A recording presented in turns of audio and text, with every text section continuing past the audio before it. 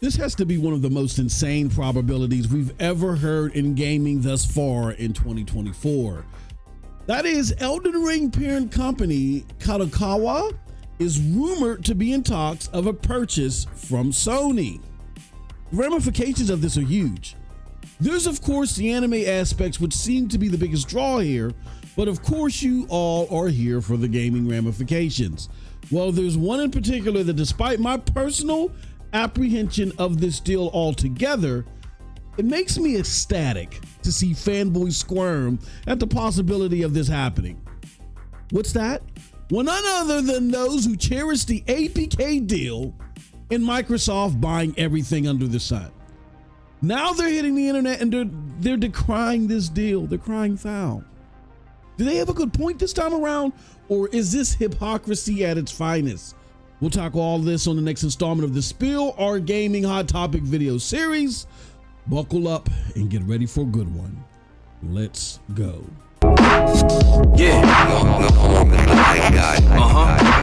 What's up, people? It's your boy MM2K of Hard Knock Digital Culture, Cloud Gaming, and MM2K Gaming, back again with another episode of The Spill.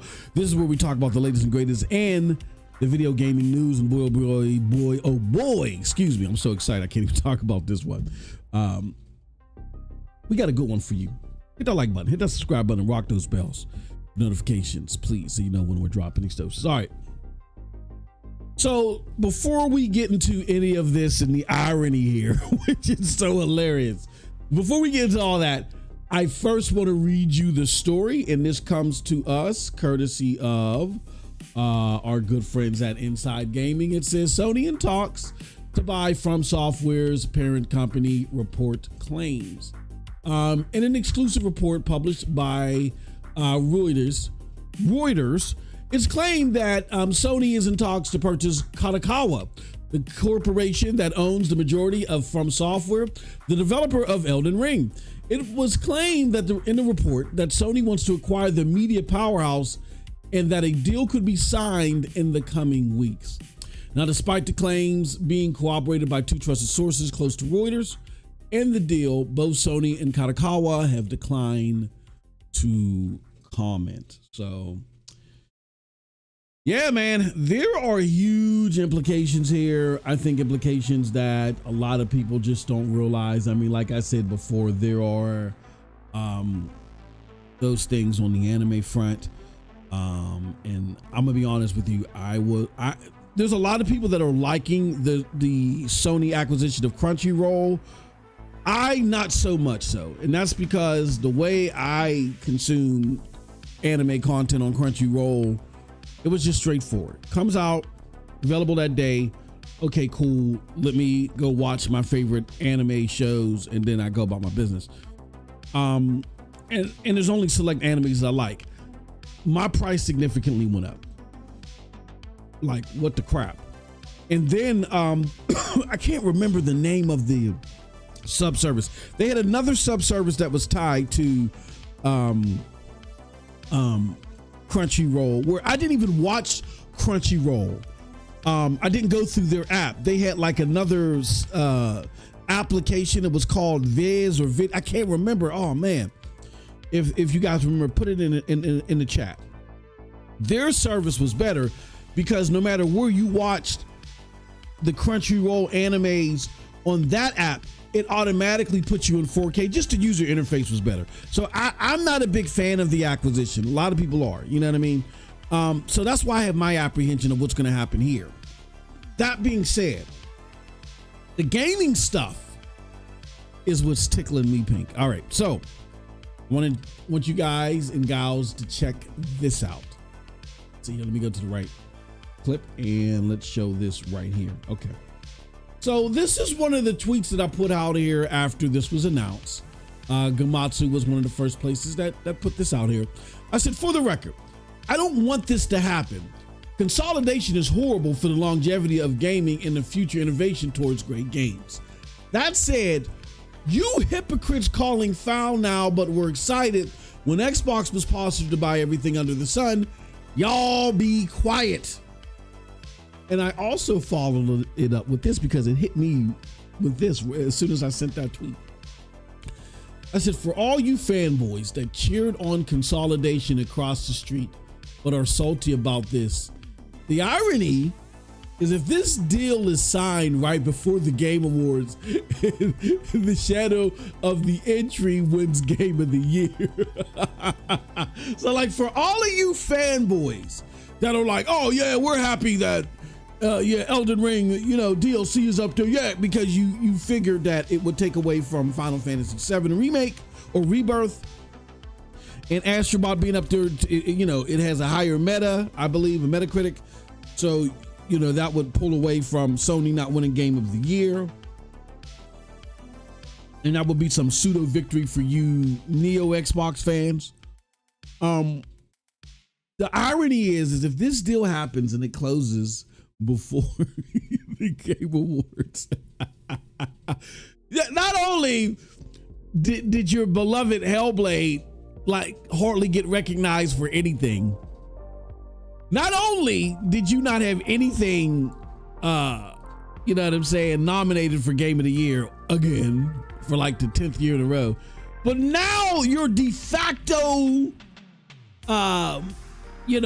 monkey wrench, which would have been DLC, that now was going to belong to Sony. You just can't win. you PlayStation haters and you Neo Xbox fanboys. All right.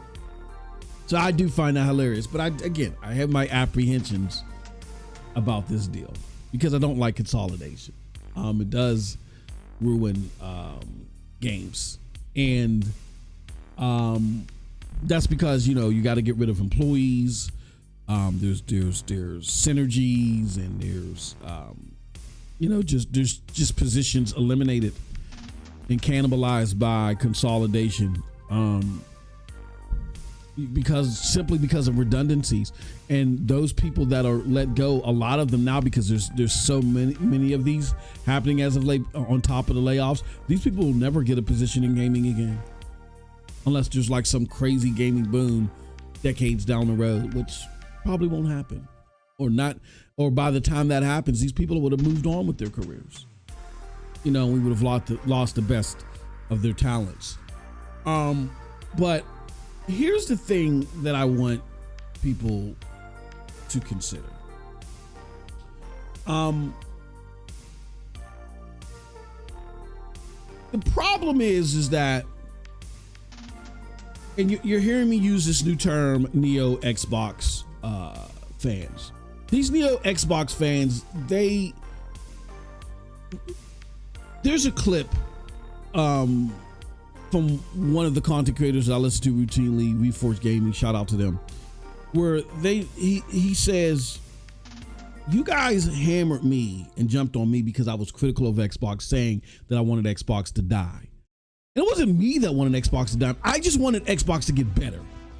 You guys wanted Xbox to die. Why? Because you wanted the Xbox that we knew that made the platform popular. You wanted that to go away for the sake of cheap gaming, right?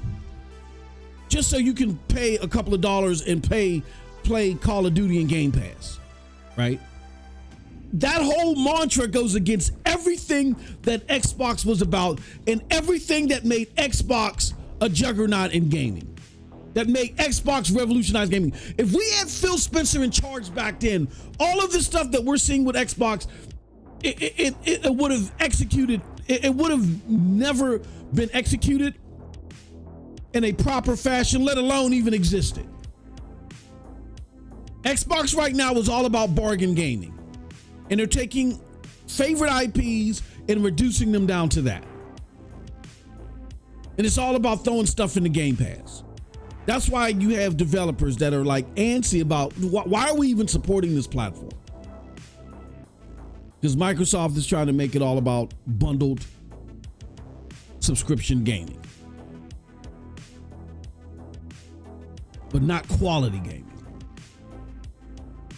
We got another video forthcoming where, because you Neo Xbox gamers, you don't understand this dynamic. You don't understand how this affected your marketplace. And that's why Xbox is losing. You have a horrible marketplace.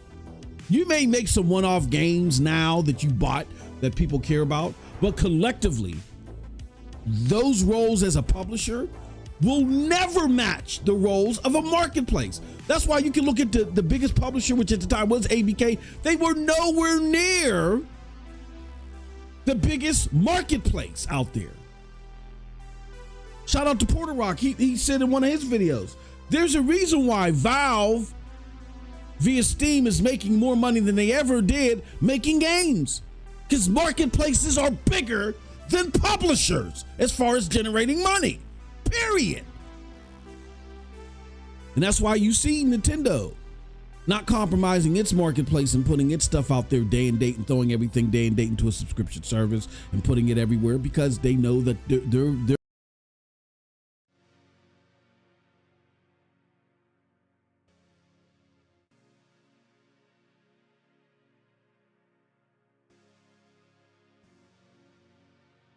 weird. Hey, what's up, everybody? We are here. We are back. We are back again with another episode of In a Row Mic Check. What's up, everybody? How y'all doing? We got Cold Blood here. Cold Blood just got a special package, so you're about to get some more fantastic Stalker 2 streams. some more dog shit for you. For somebody that hates Stalker 2, I was looking around the internet. For someone who hates Stalker 2 because of not because of the game, but because of all the bullshit that comes with the performance, you damn well had the best Stalker 2 stream out on the internet. Of course. Oh, because I respect Stalker. I don't respect Stalker 2's performance right now. Yeah. That bitch is running at 8 FPS, brother. Yeah. 8 fucking FPS on a 4080.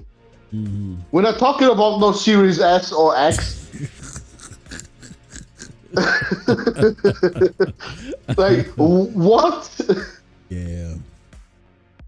Yep. I saw some of this stream where, and this is being reported globally, where the motherfucker just like dropped altogether. Like it would just freeze. Like, I mean, that happened a lot. You know what I'm saying? So that's wild. That's definitely wild. What's up, everybody? We see you on the chat. But my brother got his capture card today, man. He got the top of the line. His capture card is better than mine. He got that new 4K Live 2.1 from Avers Media. I only recommend Avers. Fuck Elgato. Y'all love Elgato. Elgato be on some bullshit. I had Elgato, did not like it. Avers Media got the best capture shit. Yeah, man. So you're gonna be getting some crisp 4K game, and plus his computer is going to assist with the power too. His streams are going to be sick. If you want any indication of that, look at his 4K 60 stream, which I was amazed. Like after we fixed those initial problems, that I was amazed at how well it looked at 4K. How Stalker 2. Of all shitty performing games, how you had it looking from your PC. So them motherfuckers need to send you a royalty check, bro. Nah, I shitted on the game a lot, bro. Oh, I don't think they're gonna send me shit. Oh shit, bro! Wow. Yeah, and I shitted on the game in the hopes they fix that. Yeah. Oh yeah. I still want to play it. Yeah. No, it doesn't seem like it's the worst game ever. It got to be fixed. I mean, I'm in the belief system that Microsoft has a huge role to play, and fuck it, push it out there. But still, yeah, we need that fixed. And if they're gonna shove it out there when it's incomplete and earn money off of it, let's not lie. How many people sign up for Game Pass to play it? Then they should help in them getting it cleaned up. But this is Xbox that we're talking about. I don't know what the fuck they're doing. they have no idea what to do and shit. But yeah, interesting gameplay. Really our biggest gameplay on the channel to date. No. What do we have that's big? That's your Celebrate stream. No, by far. No, that's on the other channel, on the Game Streams channel. Isn't that funny how a 50 sub channel got fucking 2,000 views out of nowhere? Yeah. So that's our biggest fucking gaming stream. So stop talking about nobody watches me for the gameplay. Stop. No, I mean, I think here's what happened. Because I was tracking that movement. It's associated to the video that I did. Because I did that video. And then because I did that video and associated to the video that did crazy here, after a while people just started saying, "Oh, okay, well let me go watch it."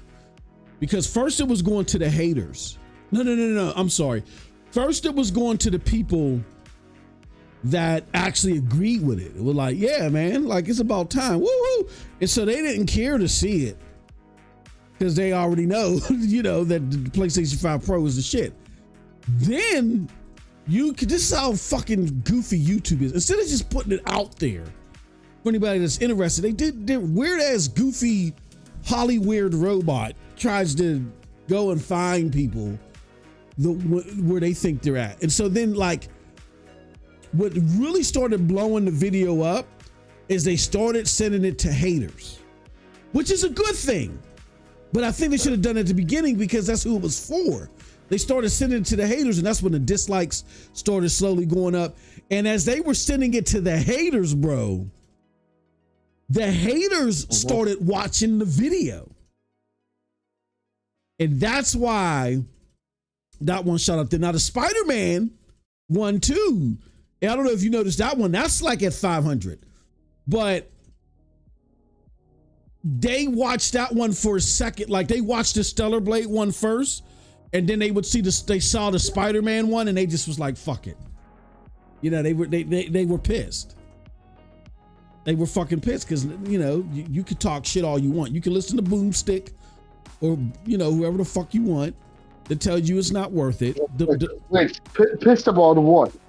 Exactly. They're just pissed because whatever they said that it's not worth it. It doesn't look better. In my shitty ass setup. It debunks what they were saying. Like wait till you start capturing footage. I'm telling y'all right now, wait till Cold Blood starts capturing footage. I capture all my footage through a shitty ass, well, the computer's not bad, but the shit that I have in there isn't good because it's just a capture PC. I have a 1070 in this motherfucker.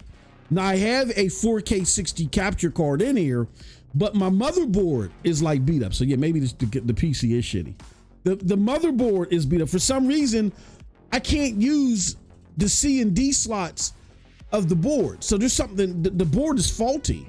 I got 32 gigs of RAM in it, but that's because I loaded up slots A and B with 16 gigs. And with the 1070, that's nothing. This motherfucker has a 4080. Top of the line CPU, and he's going to feed that capture through that. Oh man, please! And his capture card takes HDMI 2.1. Mine only takes HDMI 2.0. It's a wrap. Like if they were pissing themselves and broomstick, what are we gonna do? Post up. If they were really shitting their trousers now, wait till your captures come through. It's a wrap. I don't know what to tell them. So that's why I said it was a good invest. I prefer internal ones, but if you can't make an internal one work, it don't matter. It's just going through your beast of a machine where and I got it looking like that in my machine, my capture machine, which is it's significant enough because it's a separate machine. It's only it's paired up to a 1070. Like, But that's what they were doing, bro. They were mad. They were going to they were watching my video, and then they were like, okay, let me see that this is bullshit. So then they would go to the Stellar Blade video. And I guess they would watch that and they'd be like, okay, oh shit. Then they would go to Spider-Man, and some of them would go to Spider-Man. Not all of them. They would go to Spider-Man, just see the you know, just because I got them just standing there in the cape, because I'm talking for a reason. I want them to see the cape flapping and the background and all other stuff. And they were just like, oh, fuck this. I'm tired. I'm tired. I'm tired of this shit. Fail. I'm tired, boss.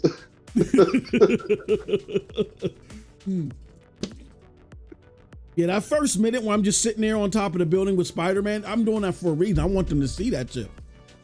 Your fucking piss box ain't doing that, bro.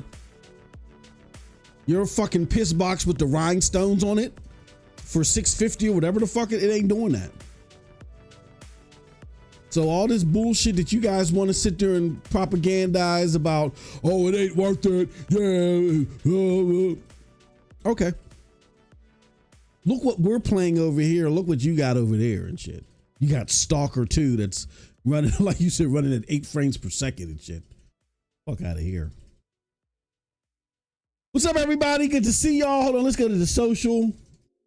Let's see what everybody. Viz Media says King Deuce. No, not there was. If you have Crunchyroll, and I'm upset that Sony did this, but I get why they did it, because I don't even know why Crunchyroll was even. Crunchyroll had another service where instead of you watching your anime through Crunchyroll, if you had to pay for Crunchyroll, they gave you access to another service. So with your one login, you could watch multiple, you know, so I would share my login. First I shared it with my brother. Then my brother was like, nah, I don't get to watch TV all like that anymore. I'm too busy. I shared it with my son. And I would watch it on the one app that they had, and then my son would watch it on Crunchyroll. And I liked the other app better because the other app, no matter where you were at, if you notice when you're on Crunchyroll, sometimes, unless you're on the TV app or on the PC, you can't get a 4K stream. It's capable, but you got to finagle it or whatever to get a 4K stream. When I would use this other app that they would give you access to that had all the Crunchyroll shit and had other shit in it too, it automatically, you know, popped it into 4K. So when they got rid of that, that pissed me the fuck. I forgot what the name of that program was, but it was one of the perks of having the paid for Crunchyroll. Cold Blood love the sideshow, says Michael Meridian.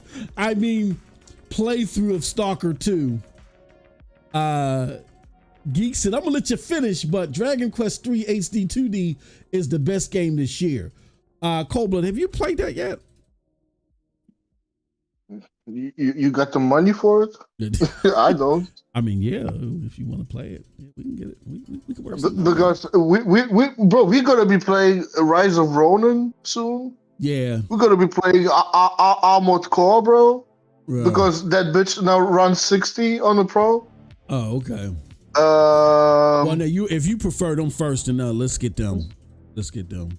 Where's the money? Bro, give me money. Then we can talk about fucking. Show me the money. Well, yeah, I mean, we got a little bit of jangling. Go ahead. I can't be throwing out even more money. I already got a fucking capture card that is way too expensive. It's gonna be worth it though. Trust me, you gonna love that shit. But no. Yeah, we got a little jangling left where we could get whichever one you want. Speaking to that, and again, I don't mean to e-bag, but it's you guys that make all this possible, right? You know what I'm saying? I mean, we came out of our own pocket for the hardware, but as far as the games are concerned, you guys make this possible. So, you know, don't forget to show us that support, show us that love. We haven't met our goals. We haven't met our member goals in about over a month. So yeah, they lacking, bro. Like the Kraken. Yeah. I mean, unless you want us to sit around here and play Sea of Thieves all day, then I mean, you know, we could do that. But we can't even do that. We don't got the money. Yeah, but Xbox ain't putting Game Pass on Pop-Tarts anymore for $1. Yeah, so yeah. So you got we you know we really appreciate it, and we understand it's the holidays and people are doing stuff. But you know, don't forget about your bro, because we play the game. Don't have me do what I did last time.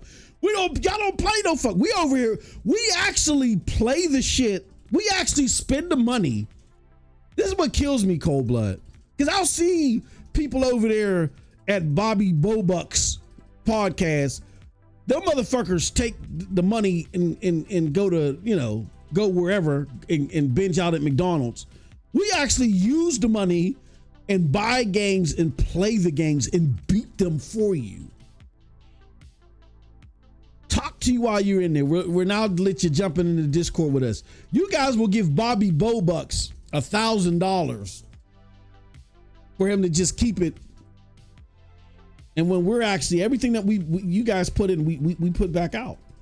So, you know, if you guys want to see gameplay, you want to see, you know, the game footage of the pro and up and coming games, and then Cold Blood, man, his footage is about his PlayStation Pro footage. I'm not propping it up. My bro don't even understand. His shit is about to be cold. He's going to live through his day through and through. Is it gonna be 8 to 4 FPS? What game? Hold on. What game was that? What game was 824 FPS? I forgot. Stalker 2. Stalker 2. Oh, okay. Yeah, there was another game though. It was an Xbox game. Yeah, his game. Wait, what game runs at 4 FPS on Xbox? Oh yeah. Oh, I can't remember. Geek to Sneak said, "Give me got shot." God damn, that's highly disrespectful. But no, I mean people like Geek and Sean and shit like that. They you know. And speaking of members, we got members content damn well every day. Like I didn't have a members, so we didn't have a member stream because I'll be honest with you, I was enjoying my pro a little bit. I haven't played it all weekend because the weekend was crazy, and I was like, I'm gonna spend that time and play some Stellar Blade. So there's gonna be, and there's actual gameplay in here. There's actual gameplay of me getting my ass whooped, but there's actual gameplay in here. So I finally made it to the Wastelands. So I'll put that up. But yeah, we would highly appreciate it if you guys, you know, was mindful towards that. And we met some of these member goals, because again, everything that we put in here, we put back out and give to y'all in gameplay. And you guys, look, I'll do this one last time. And shout out to I mean, of course we know my brother is like responsible for 90% of the gameplay here, but still, I try to. Let's go to the go to the channel. Bro, we got a whole like stream channel of nothing but freaking gameplay. Like you're not getting, unless it's someone that streams every day instead of doing what we do. So we're like double time, bro. You got a whole, and we're doing 4K, giving you best fidelity. I mean, we're playing these games. So if you guys are interested, we're doing this for you. I mean, and one more thing I'll say is that, and thank Cold Blood for this, definitely. And I hope that, you know, people will appreciate what Cold Blood is doing, because he's the one that's, you know, I'm not saying I'm not thinking about you guys, but he's thinking about you guys the most. I was like, look, man, I'm about to do my gameplay footage on Twitch, and I know them motherfuckers will come through, you know what I'm saying, and they'll show some love. And he's like, nah, don't do that, man, because YouTube is easier for our audience, and it's a better platform for our audience. Like, don't do that. Like, just let's keep everything to YouTube. I said, okay, cool. But you know what I'm saying? It's like, show, you know, it'd be great to see the appreciation for him thinking about y'all. That's all. I'll leave it like that. I don't want this to become eBay Central. I'm just, you know, because like I said, we ain't hit none of our goals in over a month. I ain't saying nothing until now. So Yeah, Geek, we still gotta. That's why I said, Geek, you're safe. We still gotta have a conversation. But hold on. That's my thing, though, Geek. I mean, what you gonna do? Give it to yourself? I mean, think about it, Geek. Now, if you think I'm wrong, let me know. Because Cold Blood and I, we kind of have like a different attitude over here. Like people like you, Sean, Not Your Mother, and others who consistently give. Y'all's different. But like Sean's giving a bunch of codes. You actually got a controller that you went out of your own way to go buy that wasn't cheap that you want to give away. Not Your Mother's done, like people have done shit. Who are we gonna give it to? Y'all? you gonna keep your control, like, you know what I'm saying? Like Cold Blood and I got a different philosophy, bro. When I told Cold Blood, I don't know if you remember when I told you when I gave away that PlayStation 4 Pro and I was like, there was only 4 people that entered. Cold Blood said, no, we're not doing that. He said, you will never do that again. Not on anything I'm with. And I feel him on that. Like, we're a community. We don't operate like everybody else. Like, we may fuck with Corey Massey. With Corey, we hope you all right, brother. we like to see you back. But we fuck with people that might be on their ultimate fanboy shit. But we're a community. We'll give it to anybody and everybody, even though we love PlayStation. We love what they're doing in totality. We may not love everything that they do, but overall, we may appreciate what they're doing. You know what I'm saying? But we're different from these other fan bases, right? So we treat our listeners like a community. We're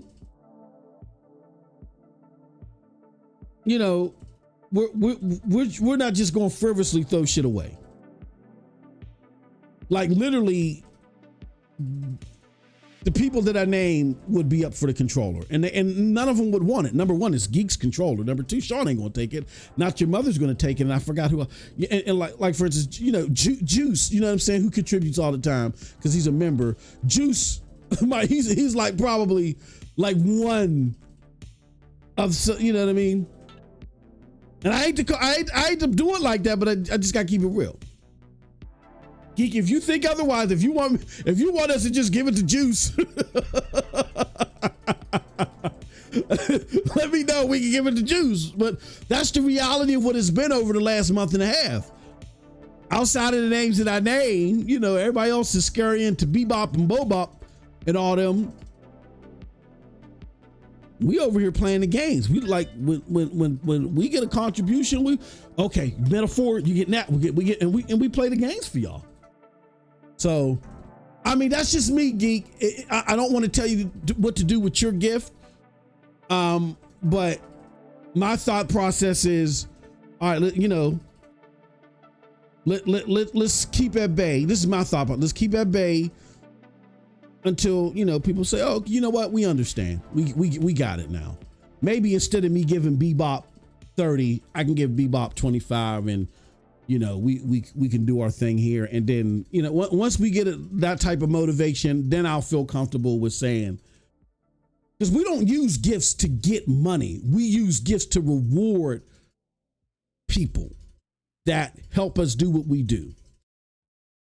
So when everybody, it doesn't have to be everybody. When we get a collective rebound in that effort, I would feel more comfortable giving away the controller that you paid your hard-earned money for. All right. So those are my thoughts. I don't know if Cold Blood had any thoughts about that, but that's just my thoughts.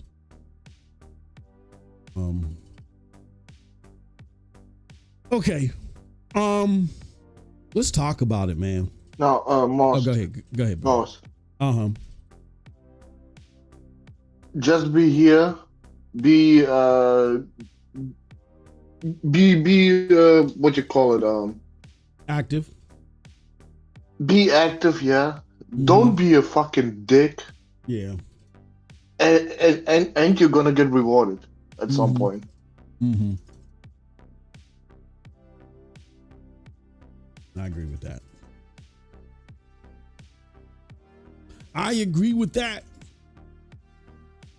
All right. Yeah, let's talk about it. let's the Xbox community, man. There's a couple of things that they've been on that's confused the hell out of me. The first thing has been the PS5 Pro, right?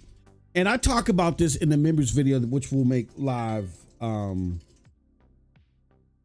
make it live after the what the hell? I wish I could shut this damn DM down. I'll make it live in the video after we after today's show. That said, there's a few things that they're talking about. Number one, Call of Duty. They're saying that Call of Duty is a success for Game Pass.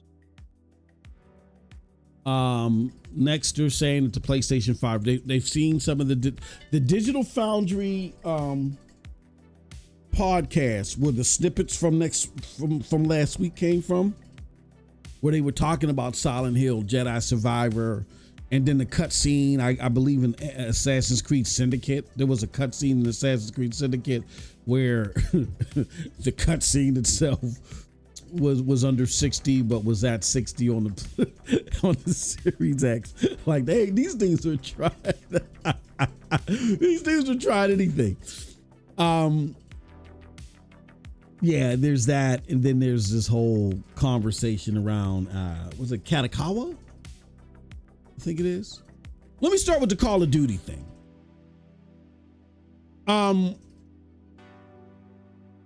Look, I tried to tell you guys and gals, and let me see if I can find Matt Piscatello on Blue Sky.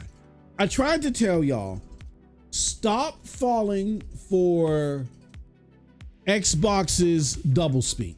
What do I mean? Xbox loves to give a bunch of doublespeak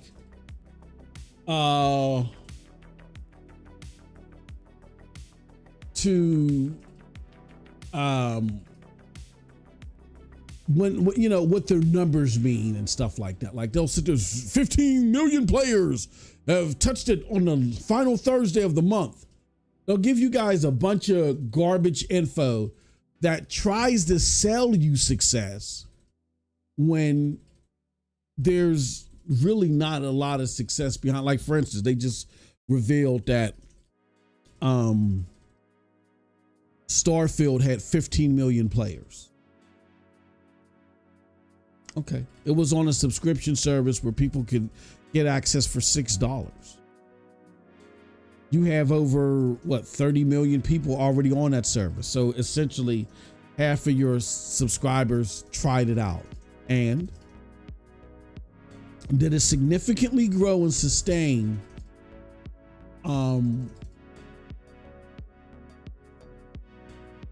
you know, did it openly sustain Game Pass subscribers? No. Is it turning into the 10-year game that everybody is talking about? No. You go pull up Skyrim, for instance, on Steam. Skyrim on Steam is beating it. The complete edition is beating Starfield, your game that just came out a year ago. A game that came out 10 years ago or longer or whatever, it's beating your game that came out a year ago. So forget all that doublespeak that comes from Phil in Satya. The question is, and I'm going to tell you as someone that does this for a living, this is how I keep my lights on.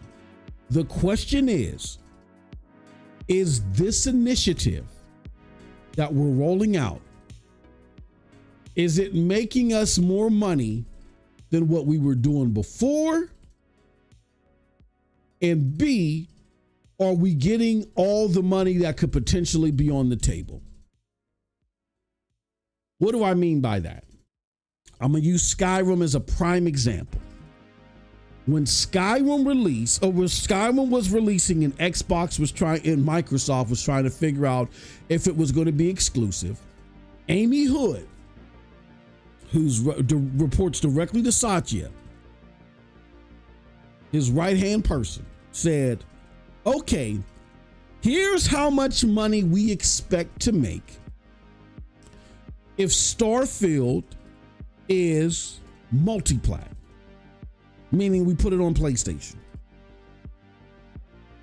So we have to make more money than this over, a 6 month period, whatever period it is that they capsulize. We got to make more money than that in order for us putting it into Game Pass to be worth it. Because if we make more money than this, then that automatically means that people didn't finesse Starfield.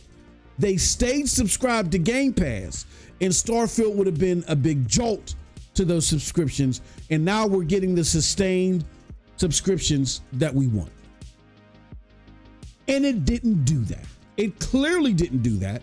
Why didn't it clearly do? Even though Starfield had crazy day one purchases and subscriptions, Amy Hood, Satya Nadella looked at that and said, we were supposed to do even bigger. Prime example, the first month of Cyberpunk, they sold I think 11 or 13 million. They were supposed to do bigger than that. Had the game not had all the bugs and the problems they had, they were supposed to do bigger than that, because that's what they sold their investors on. So the Microsoft Xbox internal people were sold on by us bringing in Game Pass, putting this day and date on Game Pass over a 4, 5, 6 month period. We're going to make more money because of the Game Pass subscriptions, the people coming over to Xbox because it's exclusive here at console. We're going to make more money over a substantial period than we would if we put this on PlayStation. And guess what they found out? Wrong. Made less money. That's why the Phil approach has been completely abandoned and there are no more red lines. So for those of you that are like, hey, Starfield was a success, that's news to Amy Hood. That's news to Satya. Because if it was a success, why are they now deviating from Phil's plan of having Xbox or Bethesda be about wherever Game Pass is at? There's a reason for that. It's simple math that for some reason, I don't know what you guys do in your life. You must not budget anything. You must have a caretaker. You guys must not pay your bills. You give them to your mother to pay. I don't know what you guys do in life, but for some reason, this simple math is not understandable to you.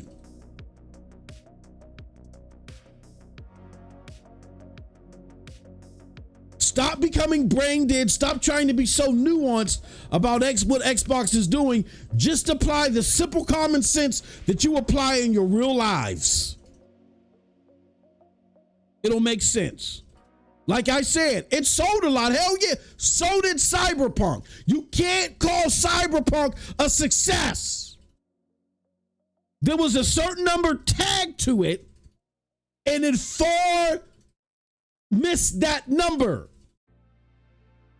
There was a number that Amy Hood, countless testimonies about Amy Hood had a spreadsheet, said this is how much we would make if this is multi-plat over X amount of time. Phil, this is the number that you got to exceed. And people coming over to Xbox, them buying it on Xbox, them buying it on PC, whatever, buying it on PC, and them subscribing to Game Pass. Do not fall for the smoke and mirrors about players.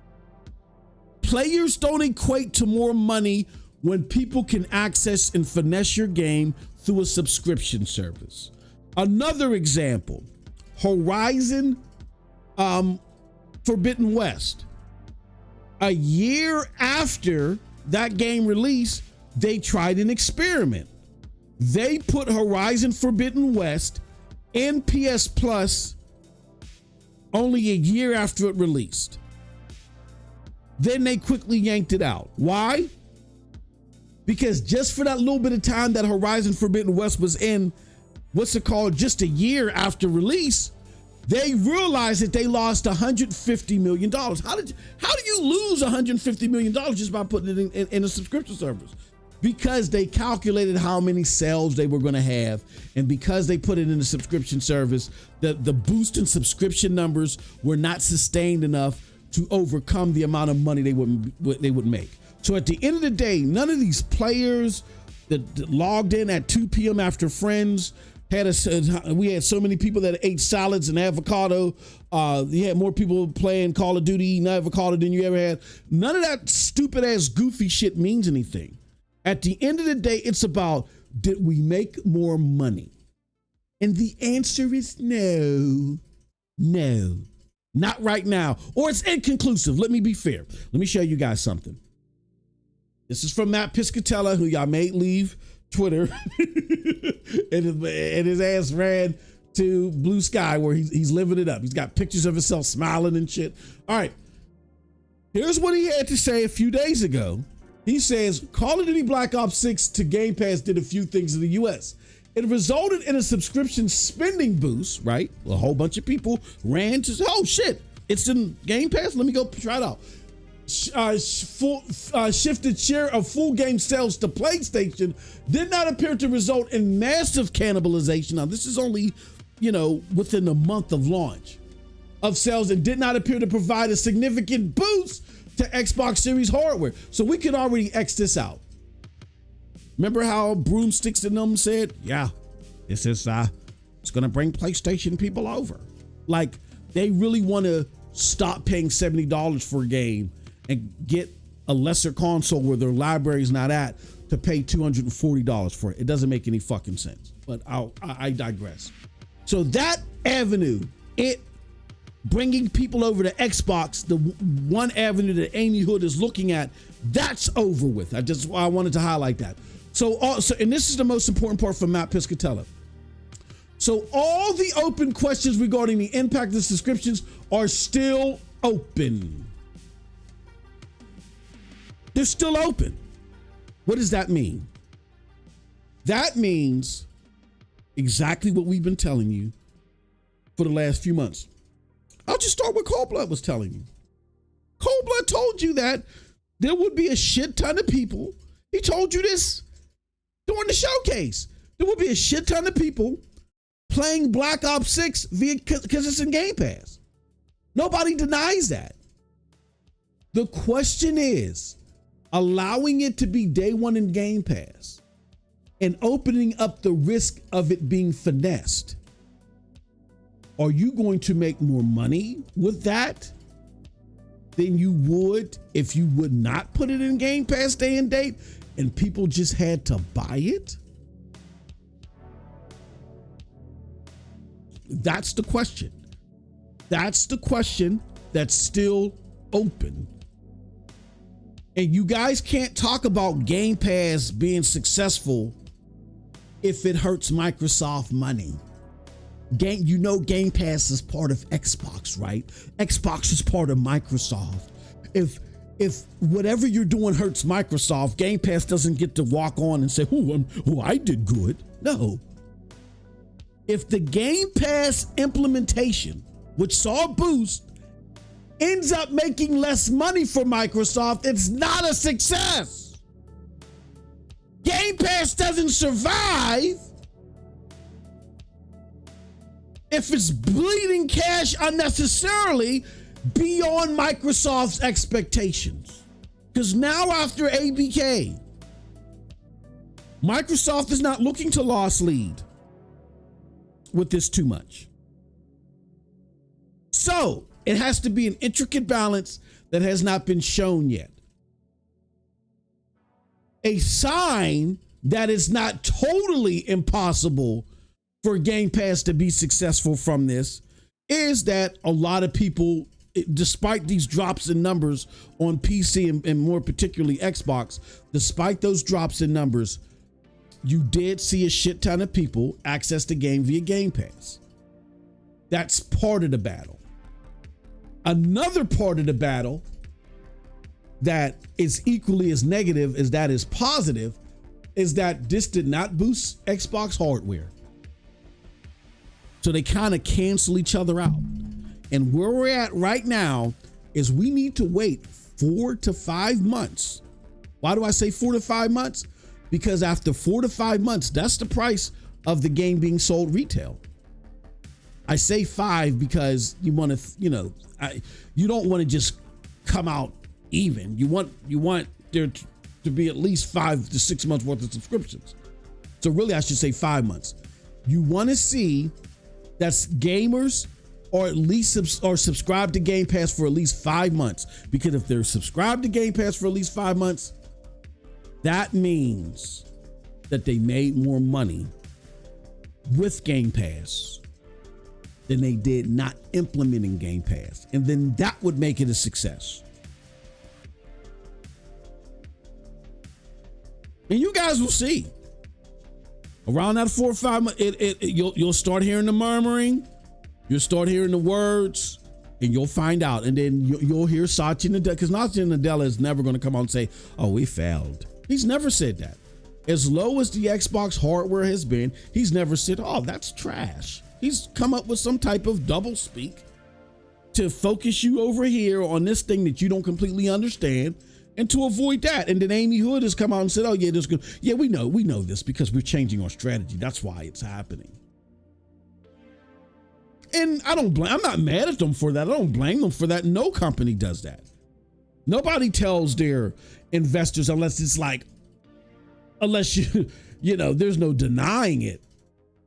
No, nobody tells their investors, "Yeah, we suck." Nobody does that. The board would have you strung up by your toes, hung upside down off a bridge.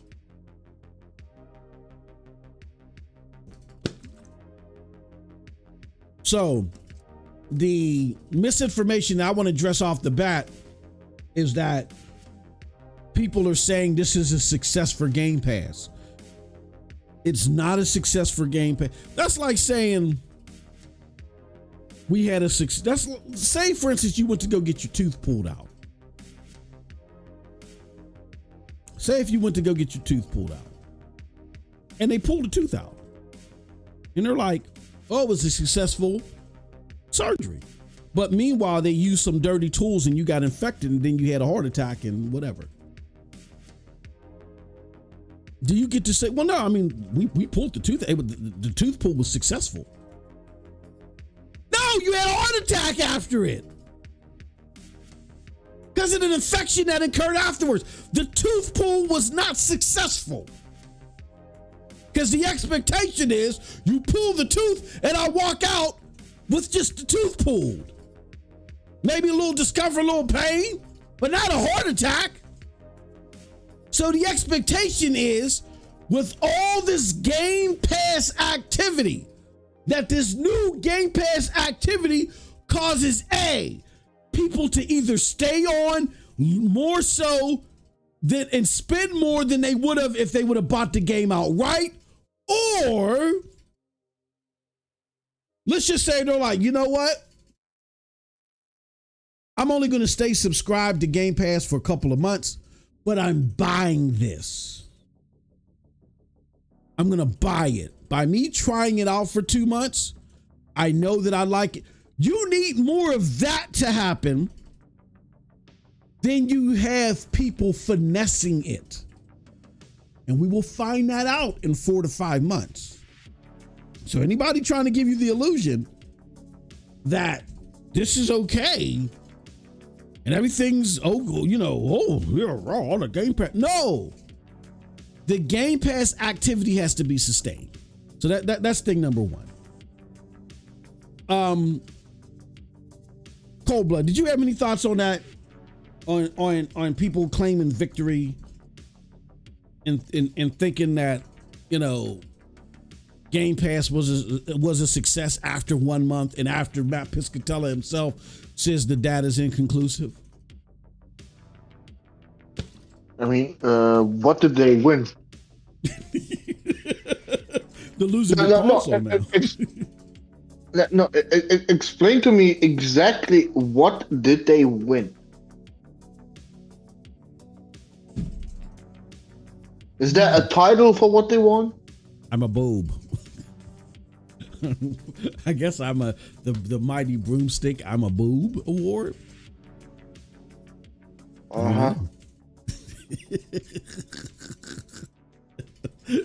I mean, like, bro, are they that fucking delusional to think just because Call of Duty did numbers for PlayStation, they won somehow? oh yeah. That Well, that yeah, that that, that, that makes no sense to me. because What did you win? Besides they're getting showing PlayStation Phil, money. You don't get it? They're no, getting bro, PlayStation. besides showing Phil, Satya, and whoever else that PlayStation is the platform, That you can't survive without it. what did you? No, what did you win? You showed your dependence to PlayStation. No, that's ridiculous, bro. I know, bro. I can't make this shit up.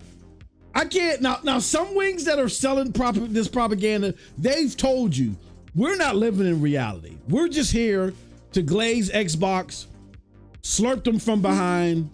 I'm not worried, but it's these entities like where Broomstick comes out here and tries to tell you, yeah, Helldivers 2 is coming to the Xbox One S tomorrow. You know what I'm saying? It's these motherfuckers that swear that Xbox can still compete. Old school way. It's crazy. But yeah, I never thought about it like that from the PlayStation angle. You so right. What did you're celebrating that you're showing that you need PlayStation. No, look, Call of Duty just showed everybody they don't need Xbox. Yeah. Yep. That's crazy. I never even thought about that angle. And bro, they are celebrating that fact. Hit the like button.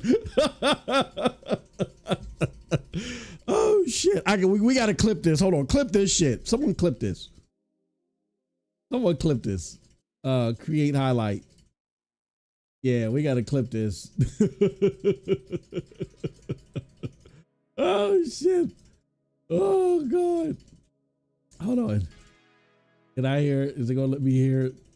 Yeah, we got to clip this. I mean, it's true.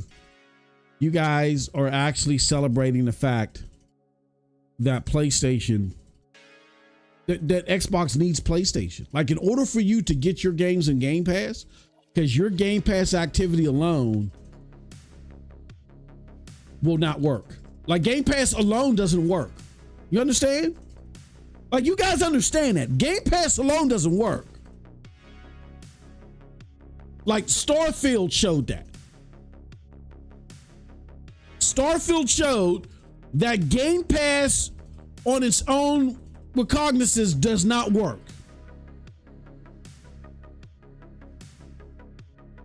What works is y'all let people finesse it on Game Pass, and then you make up for it on PlayStation. But you're still losing money. You're losing potential money because, you know, let's just say let's do this. I don't know how many. Let's just say if in the launch month, Call of Duty made $1 billion. Let's just say that's how much it made. If all you motherfuckers on PC and PlayStation had to pay for day one, it probably would have made closer to $2 billion. That's the argument. It will not let me play this clip. I'm gonna have to. Somebody remember. Matter of fact, this is what I'm gonna do. I'm gonna bookmark it. I'm gonna add a marker to this, and I'll go back to it and I'll clip it later. Will not let me clip that part. I never even thought about that angle, bro. They're celebrating that they need PlayStation. And wait, what did Hargeet say? What's going on? What's going on with PlayStation? The last 4 years? Oh yeah, they've been in trouble or they haven't had games or something. Let's pull it up. No, it was abysmal for PlayStation. Absolutely terrible.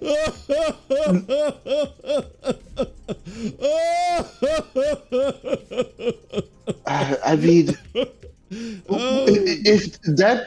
if absolutely fucking everybody else up right now in console gaming is abysmal, then what the fuck is Xbox? Wow. Hold on. Was that on Oliver Darko's? I can't find it on Jamie. Oliver, are you all? Election's over, man. Get over it, bro. Like, have you a cocktail and take some. No, let me not be unsensitive like that, right? Cold blood. I gotta be sensitive. Oh, sensitive. My fucking ass sensitive. They don't deserve no fucking empathy from nobody. They look, the amount of dog shit they be telling people, yeah. Mm-hmm. Bro, they deserve to be fucking shitted on, stepped on like a fucking little ass dog, bro. When they do the, like like the little bitches that they are, bro. Like seriously, come on, this. Oh, here it goes. I think I found it. This is look, it's craziness, yeah. To say it with a straight face like Hagi does, that PlayStation is in trouble and was in trouble the last 4 years. I mean, when I heard that, I was like, yo, okay, you taking some mess, bro. Absolutely. Yeah. You're not living in the same reality we do. Oh, here it goes. I found it. It was shout out to Jay Fonzarelli. It was. Oh, and you know why?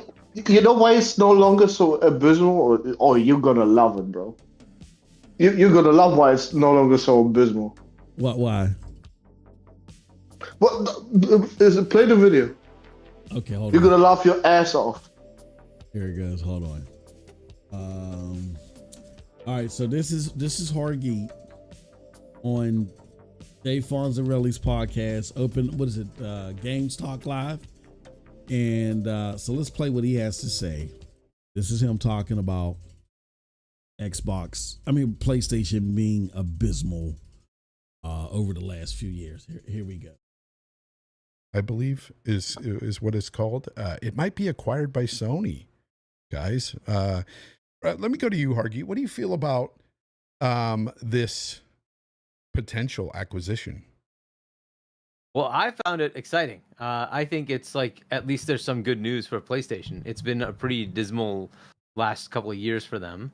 They have a couple of games here and there that have been okay if you get third-party games, but ultimately they've had a lot of L's, including Concord being the biggest punctuation mark on their L's. I believe is what it's called. It might be acquired by Sony, guys. Oh, that was a clip. Okay. So yeah, Cold Blood. It's been 4 abysmal years because of first party. I mean, I don't know. I mean, he sounds like he got it right to me. Go ahead, Cold Blood. Yeah, what are your thoughts on that? No. Isn't it funny that he says that now it's better that they bought someone? Yeah. Like that's finally a W for PlayStation. Uh-huh. So what he's just literally admitted is that go ahead, buy up the industry. Yeah. That's exactly what I want you to do. So if they buy, look, if they buy From Software now, yeah, and then all of a sudden say, "Oh, that's unfair, bro." They got they got clipped with the worst possible shit, admitting that this is a W for PlayStation. Yeah. They can no longer claim they can no longer claim anti-competitive or whatever. Mm-hmm. Oh yeah. Or money had or any of that silly shit. Look, and I get into this argument a lot with people that are fans of Xbox. Objectively, I had this it's funny because I had this argument with D-Batch online. It was no big argument. We was arguing over TVs. And I remember when I went to Best Buy to go reserve my PlayStation 5, the guy there, I don't know what to label him. He claims he was a PlayStation. No, I don't think he was. I think he was lying. I think he was like a disgruntled Xbot. And he was talking about how the PlayStation 5 Pro was a waste and all this other stuff. And so then I started like talking to him about PSSR, and he was like, "Oh, like what is that?" You know what I'm saying? I'm like, "Well," and he said he was a PC gamer. So I said, "Okay, all right. So you're a PC gamer." I said, "Well, what do you have?" "Oh, he has some 30 series, 3070. I said, "Oh, okay." I said, "So you're playing the games on PC and you're using DLSS, right?" He's like, "Yeah." I said, "Well, imagine something comparable to DLSS for console." "Oh, I don't understand. What do you mean?" Like, stop it. You don't know what you're talking about. You're listening to whoever. You're listening to Broomstick or whatever Xbox podcast is out there that's lying to you. Ryan McCaffrey, whatever. Destin Laguerre. You guys don't know what you're talking about. There's a lot of people cold blood that subjectively like Xbox better for whatever reason. Like they subjectively like Xbox games better. And I don't think that they like them better because they haven't tried the PlayStation games. They have just warped their minds into Xbox, right? And they think that because they subjectively like Xbox better, that they get to say that Xbox is better. Xbox has not had a successful first party game, I don't think, this entire generation. Maybe one of the Forzas. That's it. I don't get what's being said here. Where in contrast, PlayStation has had God of War, Astrobot, what else you call God of War, Astrobot, Horizon.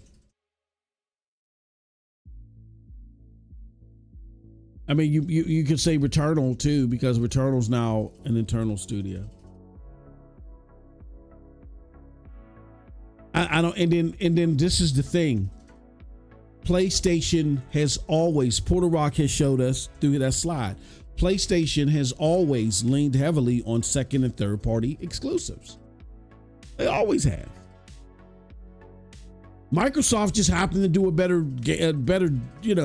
job at it with the 360 era, but PlayStation always leaned on third party exclusives. So why are we now all of a sudden want to focus on first party exclusives where clearly, come on now, there's nobody on the face of this earth that doesn't have a smooth brain that says, "Oh yeah, I know that Xbox games are liked better and considered better than PlayStation games." Nobody's saying that. Nobody's saying that. Unless their brain is smoother than an apple. Nobody's saying that. So they think that they can sit there and make this argument because they like Xbox games better. And PlayStation had an abysmal year or abysmal 4 years because they didn't make anything that I wanted to play. No. I've named you at least 4 first party games. Maybe 5 with Gran Turismo. Like, you probably had one successful first party game on the Xbox side. Nobody's looking for an Xbox. Like right now, y'all can sit there and say this is an Xbox, the bento box is an Xbox, my toilet is an Xbox. Y'all can do that all y'all want. It doesn't matter. Your number one business is console. That's your number one business. If somebody wants to engage with Xbox, the number one way people are engaging with Xbox is through console. You've been on PC since 2016 day and date. You've had cloud gaming available since 2020. You've upgraded to servers in 2021, I believe it was. Like all this stuff that you're doing has been around. The only other thing that wasn't around was a.la.carte purchases, and you only have 58 of those available right now. And still nobody wants it's not nobody wants an Xbox console. Nobody cares about Xbox in the grand scheme of things. Remember, you guys were supposed to have 100 million people across PC, cloud, and console. You're nowhere near that. You may not even be at half of that. You were supposed to be on the cusp of 100 million people. I don't even know, like I said, I don't even know if you're at I don't even know if you're at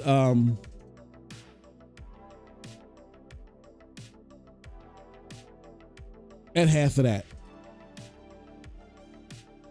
So this belief system, or the fact that they can utter PlayStation hasn't had any good games, or it's been abysmal for them. If it's abysmal for them, it's hopeless for you. Like if that's abysmal for them, it's hopeless for you. Get out of gaming.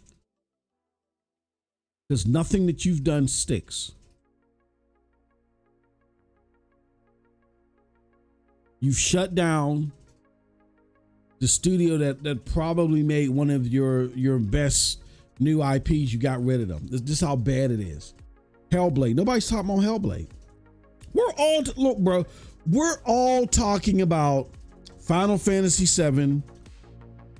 Shit, even Grand Blue Fantasy gets some attention. People are talking about Rise of Ronin, Stellar Blade, of course, Astrobot. People are talking about those games. Nobody's talking about Hellblade.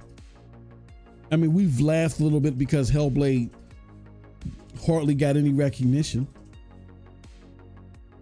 Nobody's talking. Didn't Minecraft Legends come out this year too? Nobody's talking. Nobody's talking about your games. Now you got Avowed coming out. We'll see how that lands. If it's more 30 frames per second slop, you can forget it. Because gamers want, like Mark Cerny said, gamers want 60 frames per second. 75% of the people that play on PlayStation, when given an opportunity to choose, they're choosing performance mode. Now they got a piece of machinery that takes that performance mode and combines it with the visual fidelity of the quality mode. It's like a dream come true. And that's why the PlayStation 5 Pro is, doing slightly better than the PlayStation 4 Pro. When y'all said it was going to fail. When y'all said, "Oh, it didn't sell out. It didn't sell out the first 5 minutes," which it did, but you didn't realize how numbers in pre-orders work. So you came up with that harebrained theory. You don't know what you're talking about. And you're trying to brute force your subjective belief that Xbox games are good to the general public onto everybody, and nobody's paying attention to you. Outside of Twitter and YouTube videos, nobody's paying attention to you. Why? Because they got games to play. Like we were late here because I was playing some Stellar Blade. How many of you are enjoying Stalker on your Xbox? where's the gameplay? You know what I'm saying? Like, do I got to go back to, where's the gameplay? Like, we got more gameplay of your games than you do. Where's the gameplay? Oh, I'm playing S.T.A.L.K.E.R. I love this 8 frames per second. Where's it at?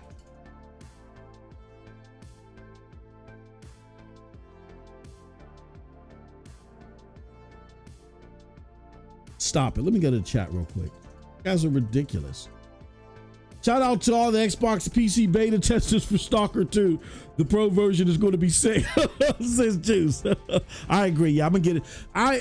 I'm hearing from my brother, from other people that are playing this.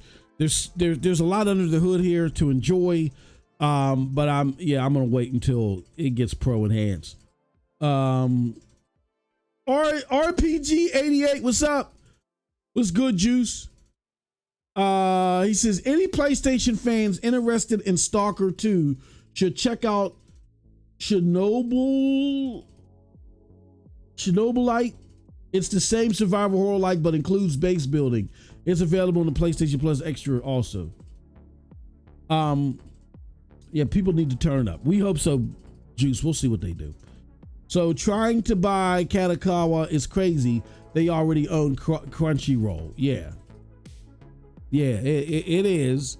And it does make me fearful, Juice, about what they're going to do with the anime portion, because I a lot of people say that Crunchyroll got better under Sony. For my particular use case, it didn't. People were waiting on Cyberpunk since like 20. Yep. Yeah. People were waiting on it since 2012 and 2013. Starfield didn't have as high expectations, but it had, like, after Cyberpunk failed, that immediate hype transferred over to Starfield. When people didn't get what they wanted out of Cyberpunk generally, and they were disappointed in what its offering was at launch, that immediate feeling, that euphoria, that hopefulness that euphoria would be captured elsewhere, immediately transferred over to Starfield. So yeah, Cyberpunk may have had a little bit more anticipation. I believe that, like, everybody was like, yeah, I can't wait. This, like, Cyberpunk's gonna knock it out of the park. Damn well everybody was.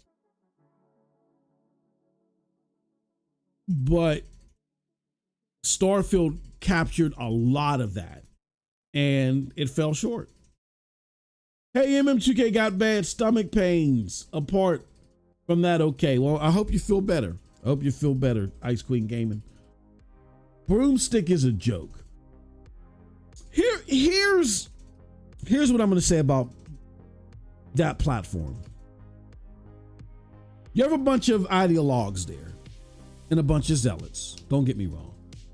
But they embrace being clipped. And as much as they embrace it, we don't mind talking about them. They embrace being clipped because they figure it's gonna grow their platform. Like, you know. And that's why, kind of like Dreamcast guy. A lot of you like, oh, I hate Dreamcast guy. And I'm not, trust me, I'm not a fan of Dreamcast guy either. But but you could tell just from his approach, he loves that y'all hate him. Because y'all hate him so much, y'all watch his content and you help give him money.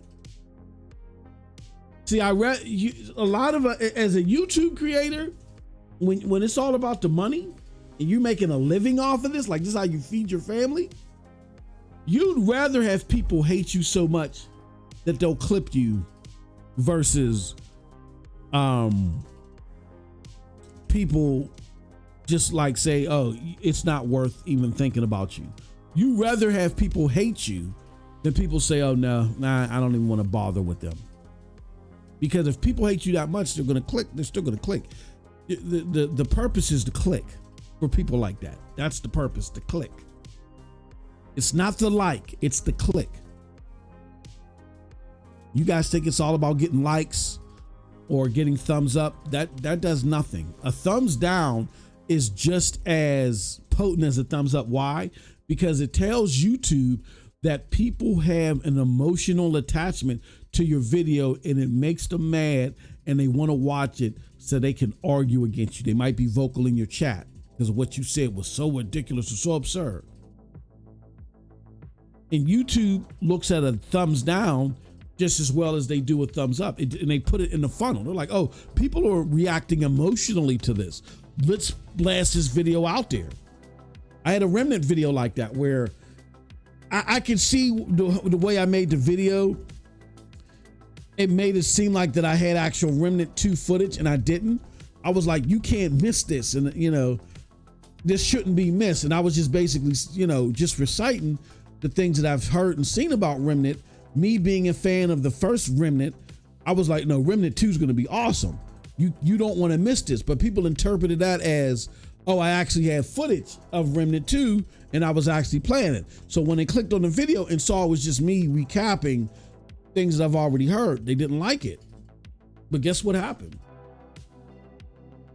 Because they kept giving it a thumbs down and people kept leaving negative comments. What is this shit? Where's the footage? YouTube didn't say, oh, people don't like this. Let's not put this out there. No, YouTube said, oh, they angry? Put this shit out here, bro. And more people saw it. Kept getting angrier.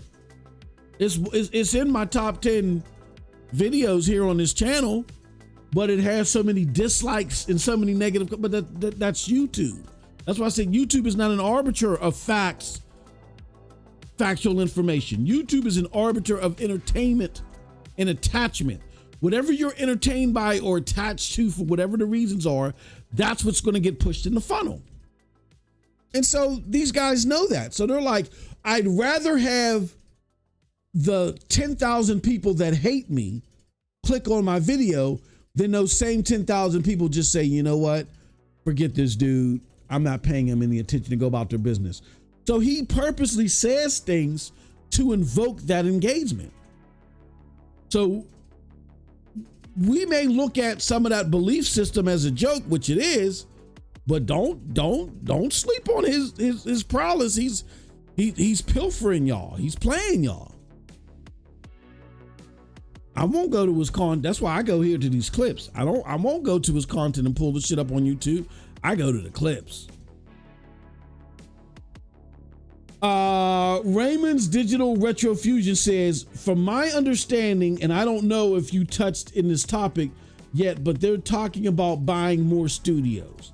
Now, are you talking about Xbox? If you're talking about Xbox, Ramon, yeah, they kind of hinted at, they're not done yet, but they're not doing anything now. I think they hinted so in one of the areas that Phil Spencer talked in while he was doing this latest this is Xbox thing. If you're talking about PlayStation, I don't know. I haven't heard anything about that. Xbox wants to be the Netflix of gaming. Yeah, see, here's the funny thing about that, Geek. They said they wanted to be the Netflix of gaming. Then they abandoned that. So you guys don't remember this. In 2018, Phil Spencer said, we're not Netflix, because Netflix is just subscription. We're about buying games too. And now they want to be the Netflix of gaming anymore. This is what you get. This is why I attack Xbox. They don't have a vision. They don't have a purpose. They don't know which way to go. Now with this is an Xbox campaign. It sounds like that they finally have positioned themselves into at least saying, okay, we're taking a multi-platform approach. We're just going to simply have an ecosystem alongside that. Ubisoft is doing the same thing. Ubisoft's ecosystem part just isn't as robust because they're just starting it up. But you know, Ubisoft just put in the beta cloud gaming. Now, I'm not saying Ubisoft is going to make hardware or anything like that. That'll have Microsoft more robust as an ecosystem. But basically, they're a publisher with third-party and direct-to-consumer ties. That's how you got to look at it. That's the best way to look at it. It's not so much that Xbox is like this grandiose ecosystem. No, Xbox is simply third-party and direct-to-consumer. And they have many methods to be direct-to-consumer. They do happen to have a console. There's devices that they've partnered with. You know what I mean? meaning that, you got to get it from their store or whatever. So that's all it is. And that's going to be the new trend of these third-party publishers. Microsoft is just ahead of the curve. You're going to see EA do the same thing. EA had a cloud service that they were beta testing for a long time. I know a bunch of people that was in there. You're going to see EA doing this. I think there was rumors that Square Enix was doing something. I believe it was. Somebody else was doing. Yeah, you're gonna start seeing these publishers try to be more direct to consumer, because they're going to say, hey, look, maybe there's a way we can make money and not have to give you the game on PlayStation, or give you the game on Xbox, or give you the game on Steam. Maybe what we can do is we can create a cloud service or a cloud store, wherever, where we're direct to you, meaning we're not splitting this with anybody. It's 100% ours. So that's it. I mean, people can say, oh, but it's an Xbox ecosystem. That's the reason why Xbox is using MAUs, using just a la carte sales and trying to attribute it to MAUs. What it is that Xbox is doing what other third-party publishers are doing it. They're just ahead of the curve. They have a third-party wing and they have a direct-to-consumer wing now. That's it. That's how you got to look at it. Arrowhead is getting acquired as well. Could be the hold up on the Illumina. I don't know if they're gonna get acquired. We'll see. I mean, they did a good job with Redfall, with Helldivers. We'll see what happens with them. Let's play Redfall, Cole Plus.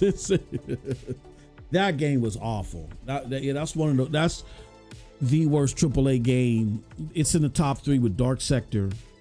No, bro. Hey, we got Redfall in Ukraine now, so hey, it's all cool.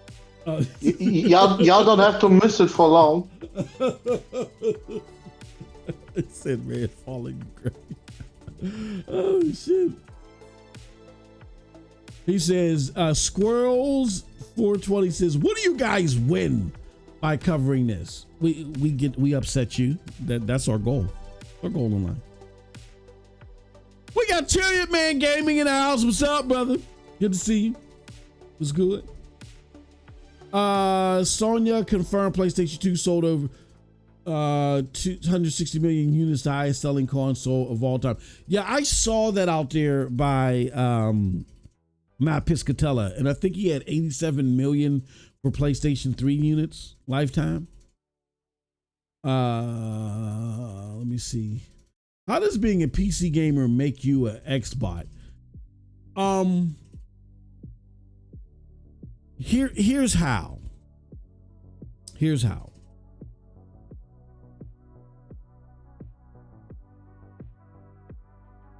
As a PC gamer, if you're a AAA PC gamer at that, you're a AAA PC gamer because you want the best of the best. You want the best in fidelity, right?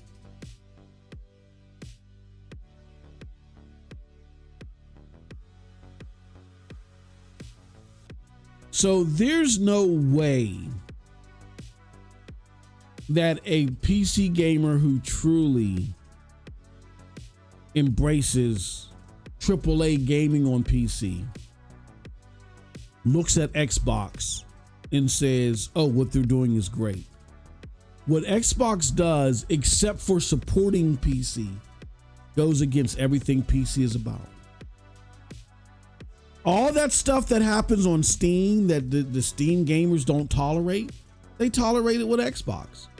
Those people that are tolerating it with Xbox are not PC gamers. Those are the Xbox wing that happen to be Xbox refugees, as Porter Rock would call them, that have now transitioned to PC. So I'm not saying you being a PC gamer generally makes you an Xbox. Hell no. I'm a PC gamer. I'm not an Xbox. My homie King's Blood, he's a PC gamer. He hates, he'll shit on PlayStation 2, but no, he knows Xbox is dog. He praises nothing about Xbox. Cold Blood is a PC gamer.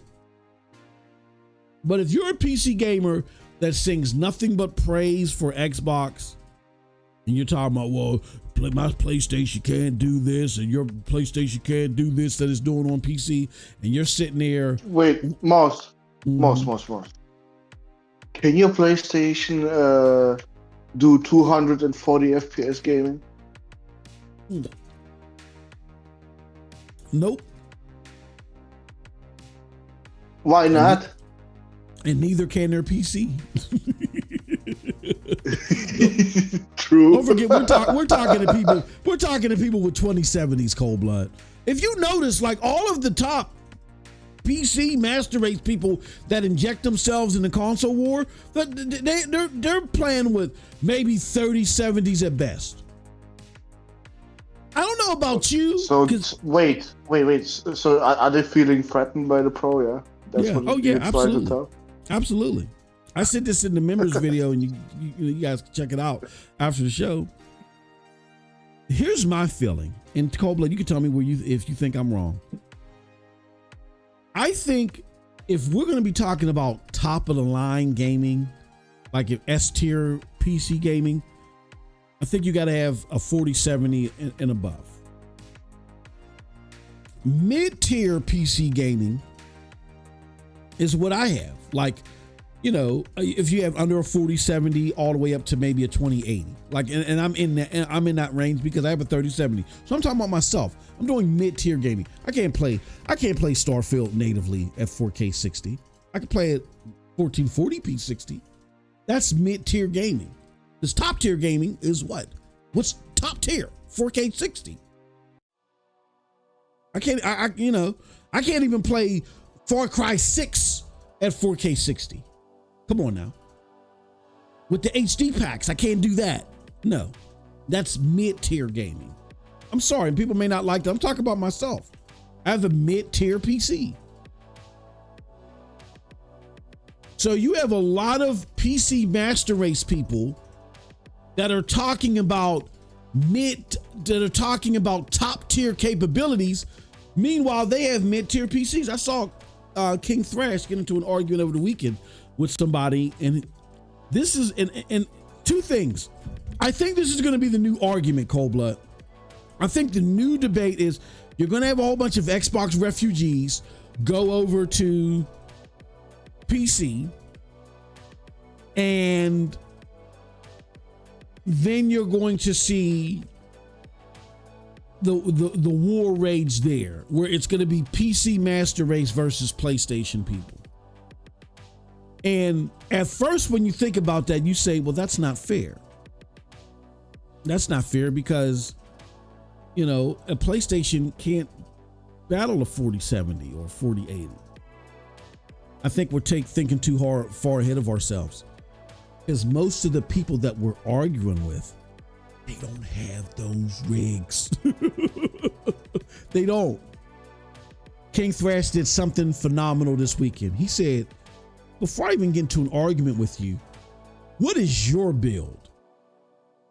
And you know what the guy came back and said? Well, I projected that my PC when I buy it is going to be around $2,000. It's going to have this and I looked at that and I said, whoa. You don't have this PC yet? And you're talking shit? And I said, typical PC master race. You know, you want to know why?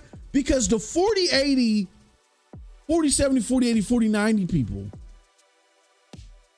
they want the best of the best. So if they're even concerned about console, they wouldn't got a PlayStation 2. You know who would, and you may not believe with this, cold blood, but this is my opinion. The typical top tier PC gamer has what cold blood has. My brother's the same way. He's a top tier PC gamer. He always got the best of the best. Even the AMD cards, but the motherfuckers used to catch on fire. Not the CPU anymore. The Okay. CPU needs an upgrade and the motherboard, but yeah, the 4080 is still a fucking beast. Yeah. Like they want the best of the best, so they got a top tier PC and they're going with the top tier console. They're not even entertaining this conversation of, oh, Xbox is better because they're day and day. I don't want their trash. I don't want their trash. And no, you don't have to bring console games over here. I'll just go buy a fucking console and play it there. That's the typical PC gamer. I would say for one moment that a typical PC gamer, their matchup was maybe the 360 in the top of the line PC. That was only for one generation. But opposite that one generation, it's typically a PC in the PlayStation. And if you are someone that is a PC gamer, and again, I'm talking about myself, and you are praising and loving over Xbox, I guarantee you that 9 times out of 10, you have a mid-tier PC. You have something under a 4070, all the way up to a 2080. I guarantee it. These are all mid-tier PC. That's why they feel so fucking threatened with the Pro. That's why they're on this crusade to hate on the Pro, because now the Pro has the potential of outperforming and having games look better than what is possible on there. I guarantee you that when Stellar Blade comes out for PC, y'all can clip this shit. I can guarantee you that when Stellar Blade comes out for PC,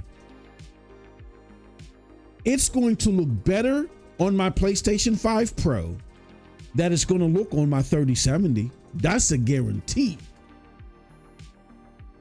I guarantee. I look at this shit and I'm like, holy fuck, this, you know, I know my 3070 can't do that.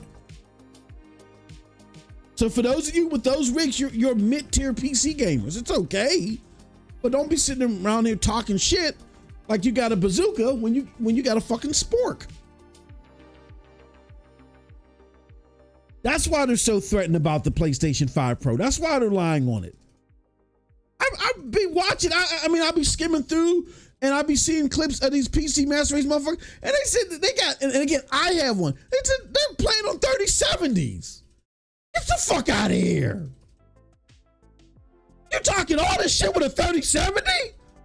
Get the fuck out of here. And I got one. Get the fuck out of here. No, absolutely not.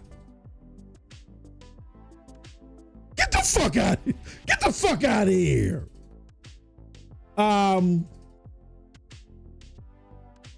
He says, you said it right the first time, MM. Nobody wants that shit. He says, and that's about 20,000 people. Stalker 2, I definitely need to play. Jenna, hey, shout out to Jenna. She said, MM2K Gaming News, Broomstick is a crazy corrupt cop. No, Broomstick, he's not dumb. He's not dumb. He knows what he's doing. I mean, he believes some of that goofy shit, but he's not dumb. He realizes, hey, again, he would rather have 10,000 people that hate him and click on his content than 10,000 people say, that guy's just goofy, I'm gonna ignore him. Because he's playing the game.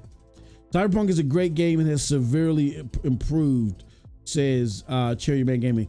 I will say this, that for me at launch, the side missions were great, Chariot, because you and I was playing it on Stadia. I didn't realize how bad the core game was, because until Phantom Liberty came out and I didn't want to just warp to that part in Phantom Liberty. I wanted to play everything before it, so I played the main mission. I didn't realize how bad the main mission was, because I would do like 4 side missions, main mission, 4 side missions, main mission. I was hardly, because that's how I play these open world games.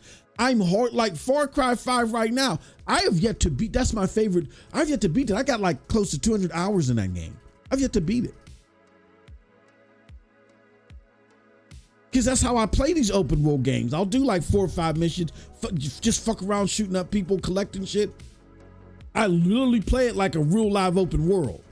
I don't sit in the real live open world. You don't sit there and say, oh, I'm going to go do this and go to this particular brown house. I just play it like a real live open world. Like I said, I got like 200 hours in Far Cry 5. I'm yet to beat it. Well, oh yeah. So Cyberpunk. Now, Phantom Liberty though is dope. Phantom Liberty is dope. So much better. God, so much better. Again, I would say it's better. I would give it like a 9 out of 10. It's still not the 10 out of 10 that we were sold, but it's a lot better. Where I would give the base, I would say that the base game was like a 7 out of 10. Like the main story was like a 5 or a 6, but the side missions boosted it up for me because I had a lot of fun with the side missions and shit. I hate Dreamcast guy. Takes so much. I unsubscribe and no longer stream his content. Yeah, I'm not a big fan of, but I'm not mad at what he does. I mean, I've made some videos scolding him really bad for some of his stupid takes, but again, he's the main one. Oh, you hate me? Call me Crater Face and all that shit. Hate me? I don't care. Redfall was AA. Threatened, feeling defeated. I saw a Spider-Man comparison today from Capture Pro versus 4090. And let's just say there ain't $2,500. Yeah, exactly. That's what I'm saying. People get so worked up about the Pro being $250 more than the base PlayStation 5 digital. When you can go from like a 4080 to a 4090, which I think retails at a $400 difference. And you see less of an upgrade in a lot of these big ticket games. We did the comparisons here a couple weeks ago.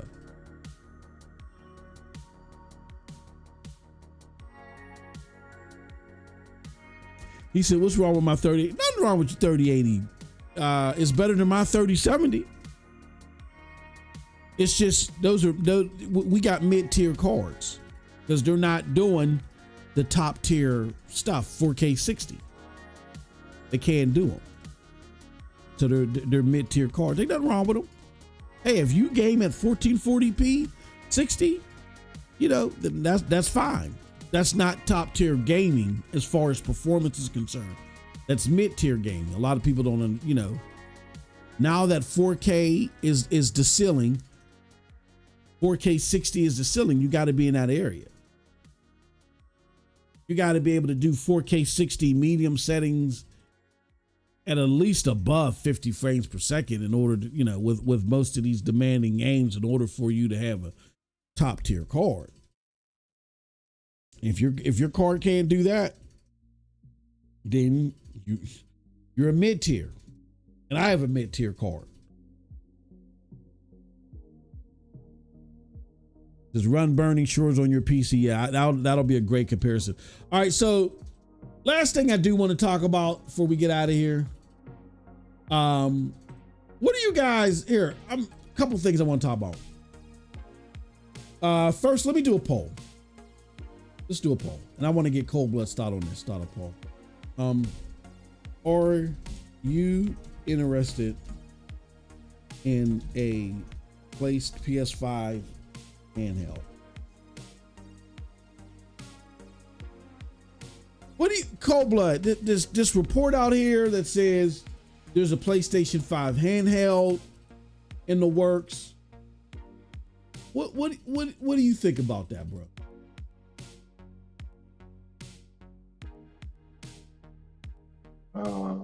That's awesome. So you would be in the market for one? Sure.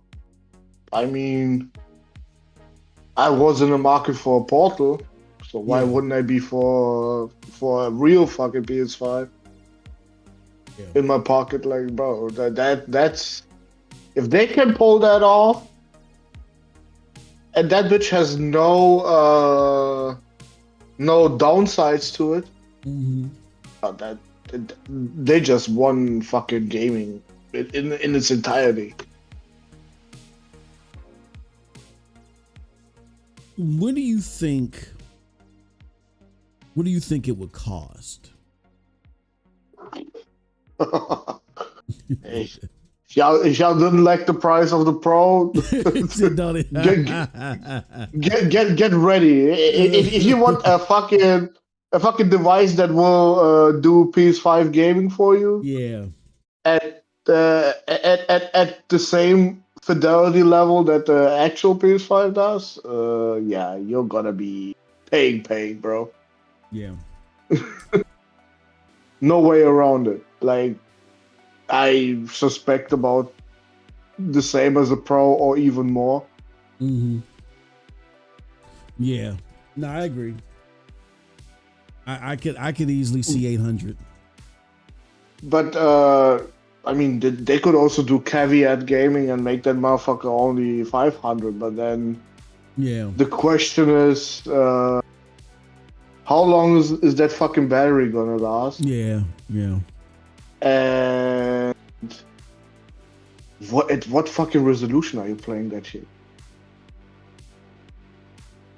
They're gonna do it at 1080p, but that bitch is lagging still. Here's what I think they might do, Cold Blood. This would be interesting. I think that they might do a $799, and this is all going to be based off the base. It's going to be performance close to the base. I think you'll get a $799 console that has like the, maybe a 1440p screen resolution, OLED, whatever, you know what I'm saying, for $799. Then I think for $599, you'll get the 1081, like you said. And then at $199 will be the Portal on the cloud. You know what I mean? I think that, I think that would be a good trio. You can get the, or maybe it'll be $499. Maybe there'll be a $499 model, a $799 model, and then you'll have the $199 model in the Portal. Bro, do you remember how much the Steam Deck cost at the beginning? I can't remember. Steam Deck cost at launch. That's a good ass question. I don't know. Well, look it up, because you're gonna be thinking the fuck is going on here. Okay, I see $649. Was that the top version? Let me see. Yeah, but with how much storage? That's the bigger you got question. 512 gigabytes of NVMe for $649. 512. That's literally a fucking Series S, bro. Yeah. Yeah. You can barely put Warzone on that bitch before it's full. Yeah. So imagine how much that shit is gonna cost you with a 2 terabyte one. Yeah. Yeah. We're not even talking about the chip cost or anything, bro. Just literally the storage. Mm-hmm. Because if that device is gonna be a local one, you're gonna be considering that too. Yep.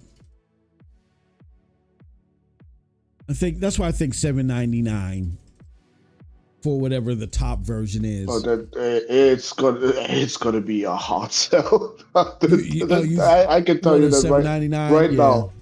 Yeah. Ooh. High end product. Yeah, that's gonna be the real niche product, bro. Not the Pro. Yeah, because it's only gonna play PlayStation games. It's not gonna be like everybody else that you can do other shit with. So that's the interesting part of it. And me at first, I was like, what is the purpose of this? And then I thought about it, like, why not? If people want to buy it, then let them buy it. I think the one that, if they do like $7.99, $4.99, and then the $1.99, of course, I think the $1.99 and the $4.99, the $1.99, of course, is the Portal. But I think the $1.99 and the $4.99 models are the ones that are, mainly run. But if you got the cash, you want to do 1440p,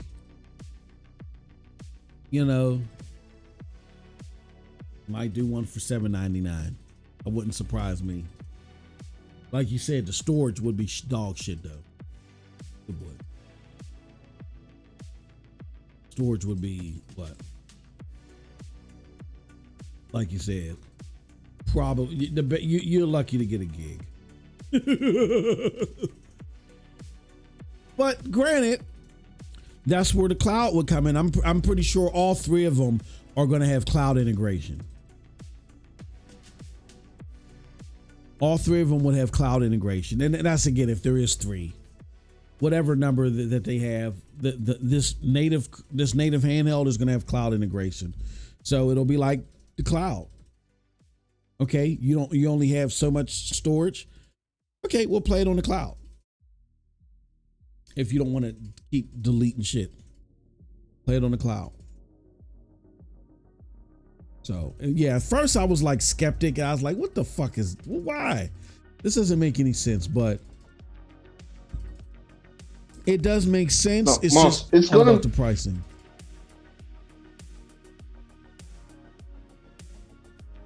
Yeah, what were you saying? Uh-oh. Did we lose Cold Blood?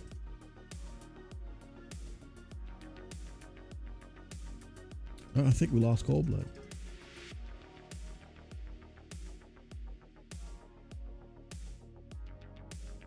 All right, until he comes back, it says, I can run Cyberpunk 4K native at 60 frames per second with a 3080. Yeah, I mean, Cyberpunk is an older game, though. You ain't doing overdrive mode.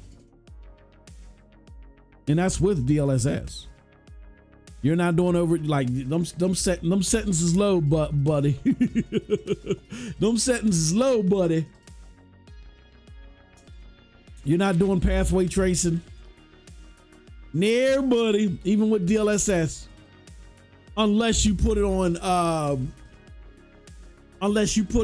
ultra performance. You might, but see, Cyberpunk is an older game,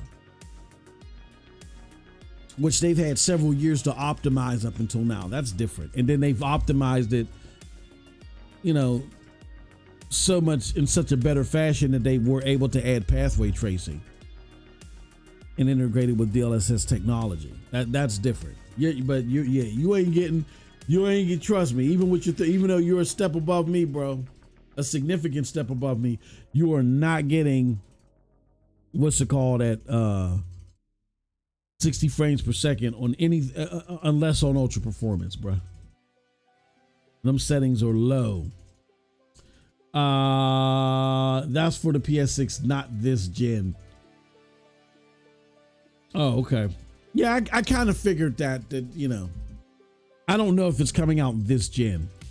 If ROG is 800, a dedicated handheld, it will be 1,000 and 1,200. If it comes out this gen, could be. I don't know. You got to have some sort of plug and play SSD. Well, I don't know how you would do that. Real World Vision and the Steam Decks don't have them. Moore's Law is dead talked about it with a dab, and they agreed it's for next gen. PSSR will help with the power. Oh, okay. So basically, it's not a PlayStation 5. It's something that is powerful as a PlayStation 5. That's what it sounds like to me. It sounds like it's as powerful as a PlayStation 5, but it's going to be able to play your games. That's what it sounds like to me. Because I can't imagine next gen selling a handheld to play old gen games, right?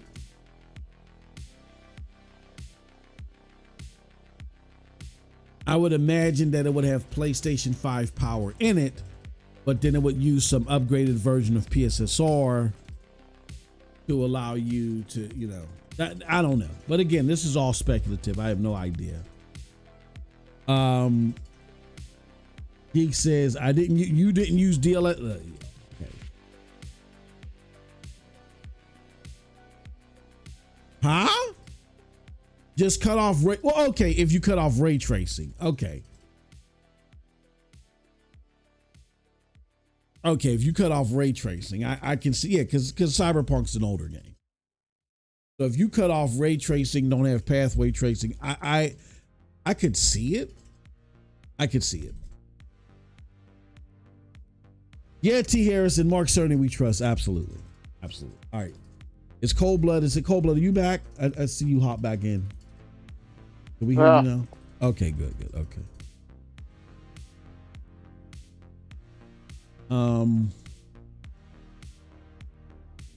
Last subject matter before we get out of here.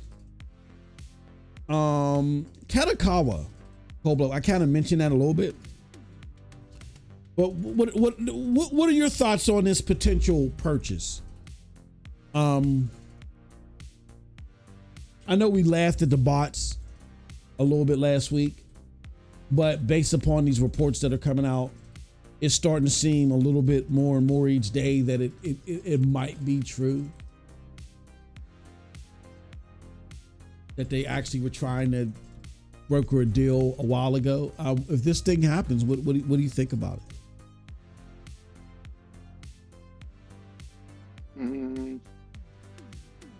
I don't like it, Mm-hmm. but I'm gonna love the crying out. I'm gonna be enjoying every second of these fuck boys. Yeah. Crying their eyes out that oh no, please don't make nothing exclusive. Your PlayStation has no games, but don't make nothing exclusive.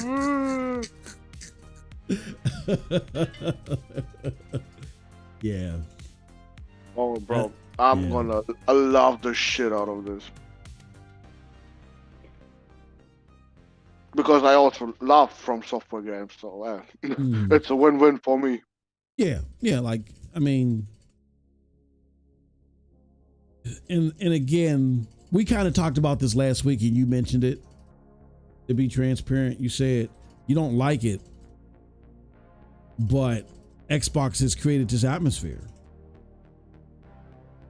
where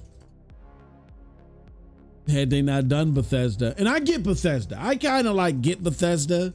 I kind of do. I mean, I think it was like 2 or 3 years too late because at the time that they've done it, Bethesda was kind of like warming up to PlayStation. And I think PlayStation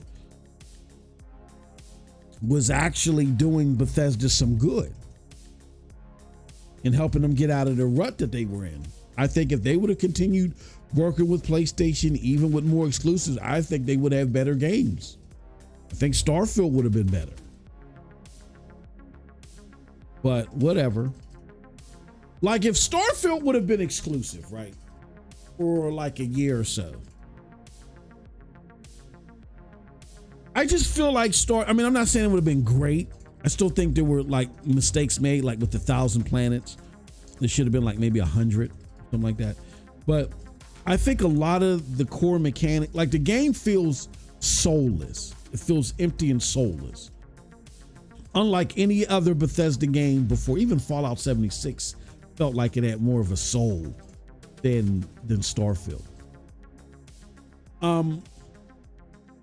I think a lot of that was because they had to take stuff out for the Series S. I really believe this, and again, I don't have anything factual to prove this. I'm just going off of the trends that I see. I really believe that if Xbox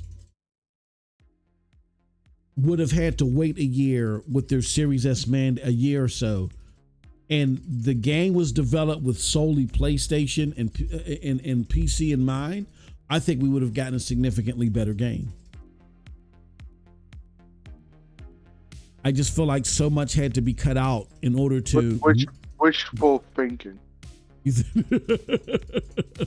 I Bro, know. no, legit. At this point, I have no more hope for Todd Howard as a director for any Bethesda game in the future.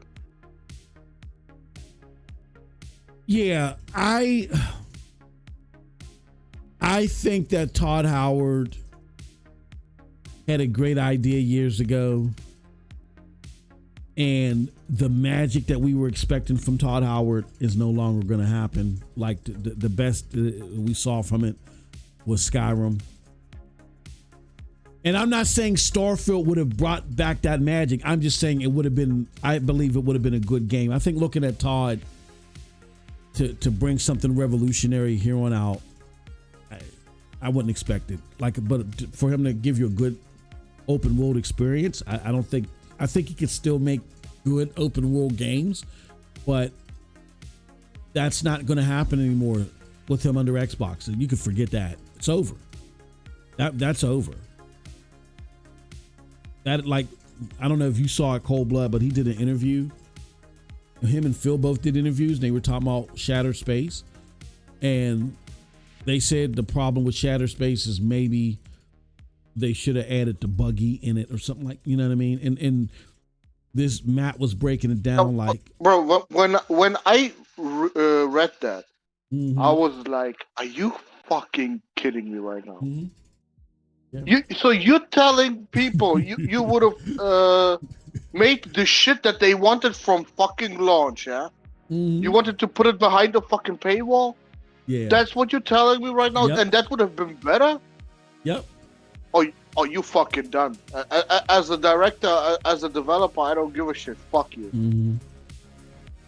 Yeah. That's one of the reasons why I fucking hate Todd Howard now. Mm-hmm. Just the fucking balls to tell you right in your face you wanna fuck the consumer. Yeah. Good fucking job.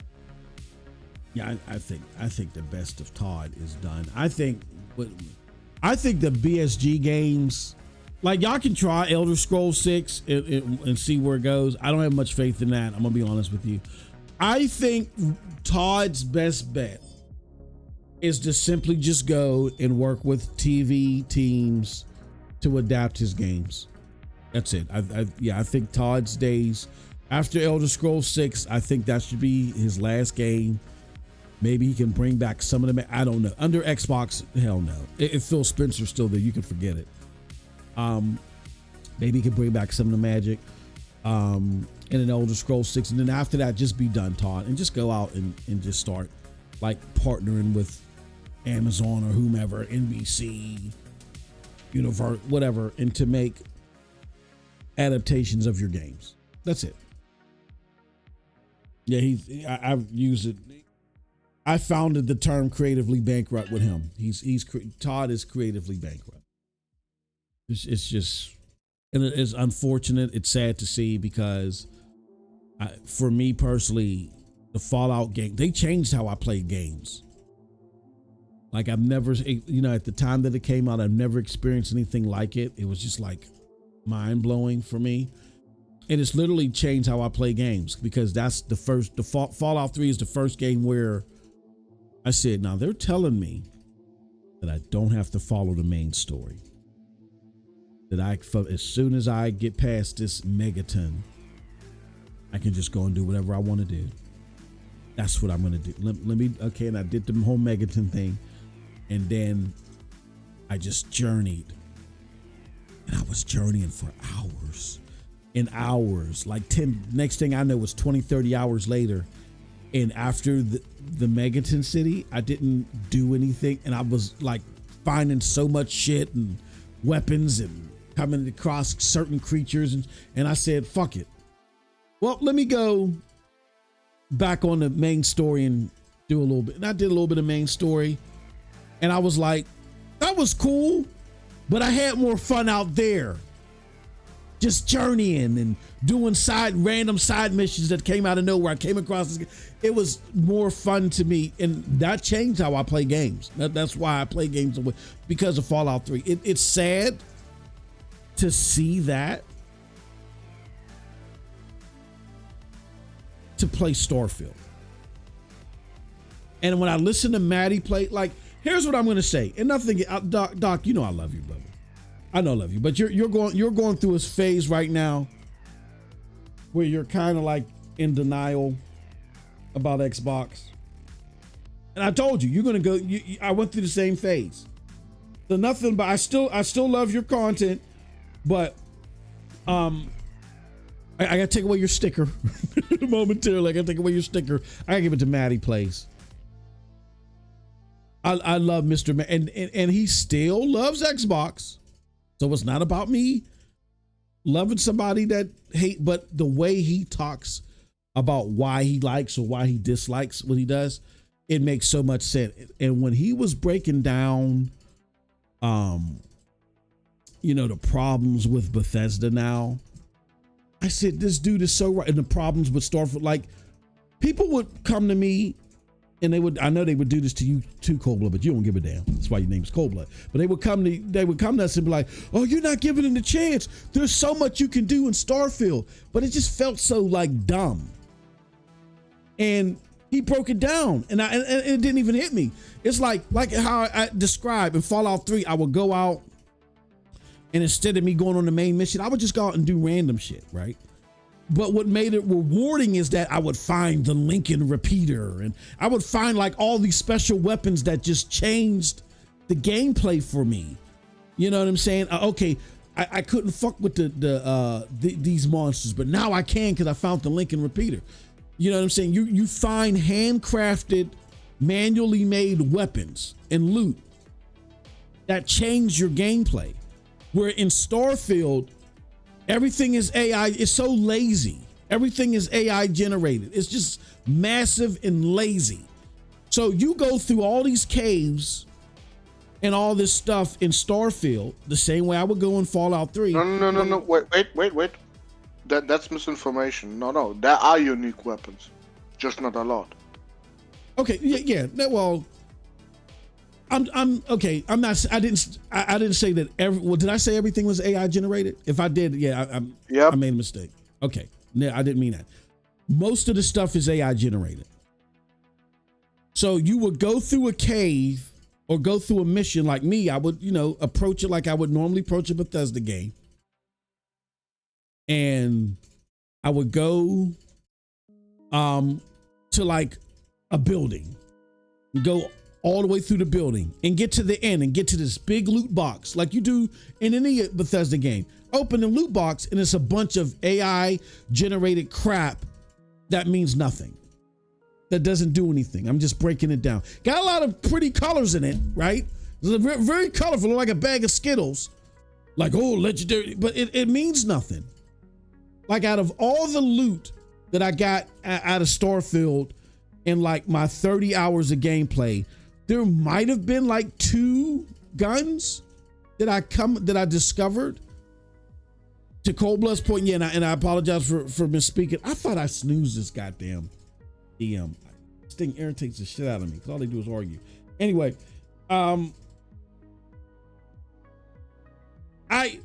there are guns that are like handcrafted.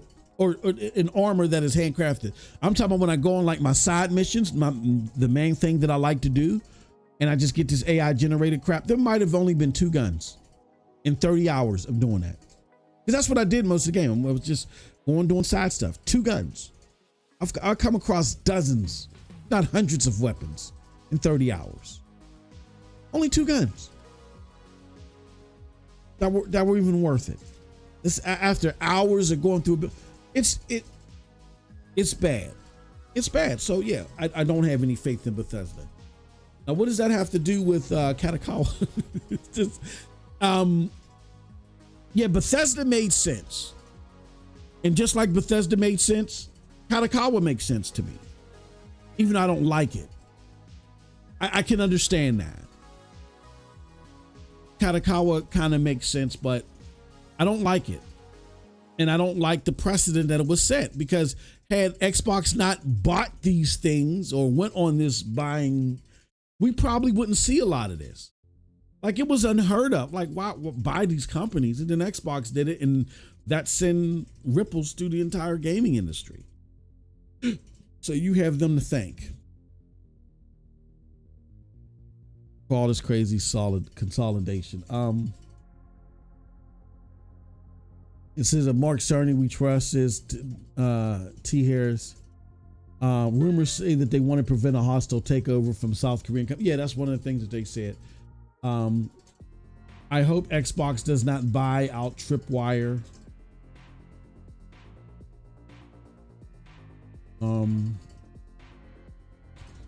Who's seen on Web Dave's channel, says Andrew Wilkins. Shout out to Andrew Wilkins. Ain't seen you in a while, brother. Who's seen on Web Dave's channel when Paris and another black Xbox fan was on? They let randoms on a down troll Dave 3 times playing a spoof song with the N-word. Oh yeah, I've seen that spoof song, but I didn't see that episode that you were talking about. Andrew, Todd Howard and Bethesda are the OGs of the paid DLC. Yeah, they are. They started it. Remember the horse armor in Oblivion? Yeah, I remember that. Crazy. We all do. Yeah. Trust me, we all do. Yeah. And I've always just go ahead. My problem with Todd Howard is he just blatantly told you the plan was in the beginning to make that motherfucker paywall. Mm-hmm. Even though everybody said to have a better traversal in this game, you need this buggy. And it still took them forever to even release that bitch. Yeah. I think they were close to saying, no, that's a Shattered Space exclusive. Just so some fucking poor sucker buys that DLC. Yeah.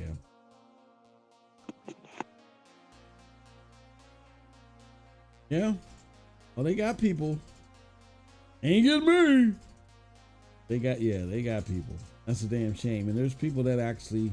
No, they didn't, because it's a free update. The buggy is for free. Oh, you don't need Shattered Space for it.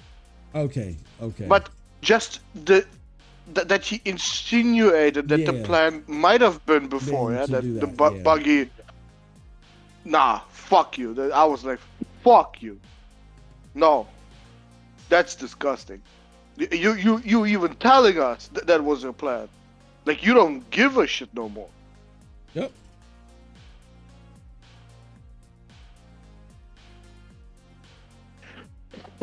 Yeah, I agree. Yeah,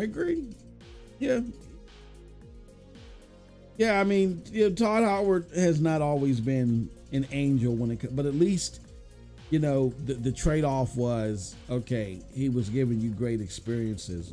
Now that great experiences are gone.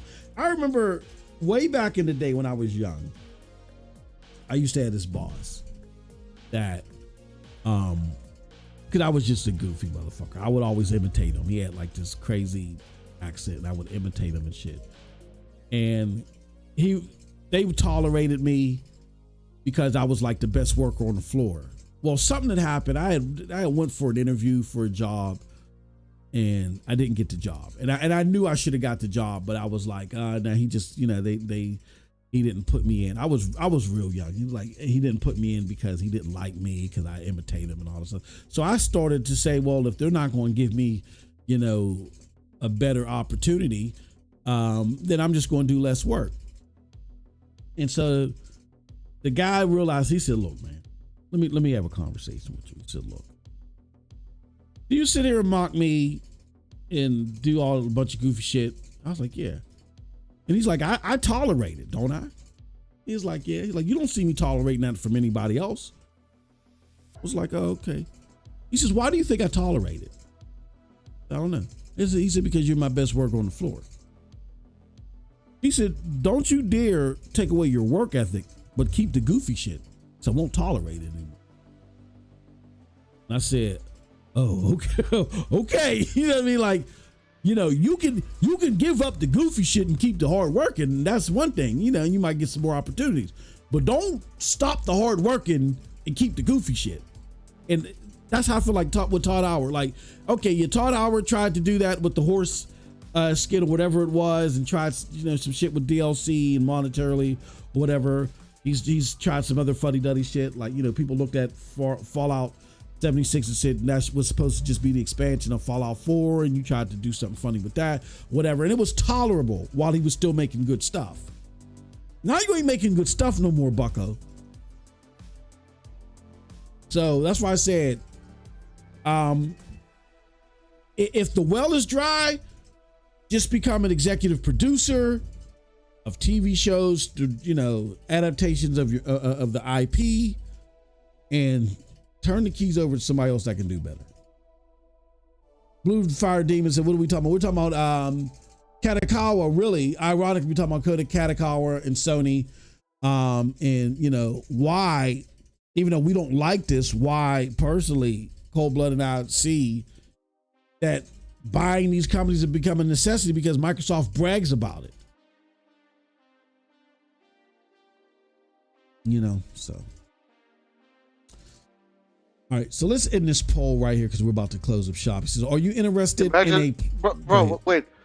Imagine Microsoft goes to court because of this. Yeah. I wouldn't put it past them. Some shit. Yep. I wouldn't put it past them. They're gonna call Lena Khan back to FBC. Lena, come back. I wouldn't put it past them, bro. Lulu. Yeah, I wouldn't put it past them, bro. Not at all. CMA. European Union. Brazilian Union. We won't raise the prices. We asked the people in the chat, are you interested in the PlayStation 5 handheld? And with 25 votes, 63% said yes and 36% said no. So all them cloud gamers you got in here. Yeah, I don't. They love that shit.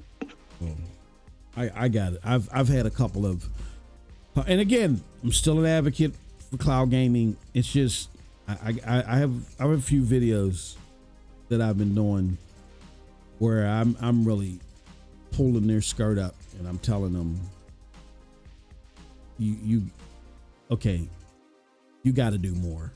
But I'm literally looking at my PlayStation 5 Pro. I'm looking at NVIDIA GeForce Now where I can't, now I got to shut off my HDR because there's an HDR bug. There's a bug in Star Wars Outlaws or another, and then it's infrequent, but a game can be shut down at any given time for maintenance. Meanwhile, on the console side, I'm getting this PSSR that's giving me native PC visuals, top tier. Cloud gaming's charm or cloud gaming's potential was based upon, even though there were some negative trade-offs, no hardware, you know what I'm saying? There were technical trade-offs in lieu of it. Stadia first came out, it was able to do 4K 60 and the base consoles couldn't do it. NVIDIA GeForce Now, you're getting top tier resolution. You know what I mean? You're supposed to grow from that. You're not supposed to go back. Stadia suffered from this. After after making 4K 60 their argument, they didn't completely shy away from it, but you started seeing less and less 4K 60 games. Now NVIDIA GeForce Now, after coming out here swinging, giving you some great performance, now I got to shut my HDR off. Now games are going down at will. Things aren't working. I'm getting these random bugs. And you got Sony out here adding cloud gaming to the portal. PS5 Pro. Like the techie inside of me that levitated me to cloud gaming. I'm not seeing those upgrades and innovation the way that I feel like they should be progressing. GFN, you got to get mods. Number one, stop narrowing down your advertisements to cloud gamers. That's a losing strategy. You should be tapping into disenfranchised PC gamers that can't buy your hardware. And number two, get mods. Stop the failing strategy. I love the people in NVIDIA GeForce Now. They've always been nice to me. In a lot of ways, they've been a lot nicer in approaching to me than the people at Stadia. You know, there was a point in time when the people at Stadia had cut me off because they didn't like me complaining about what they did with SG&E or complaining about games that lack 60 frames per second or saying what I said about Serious Sam when it launched. They didn't like that, so they cut me off. That's all right.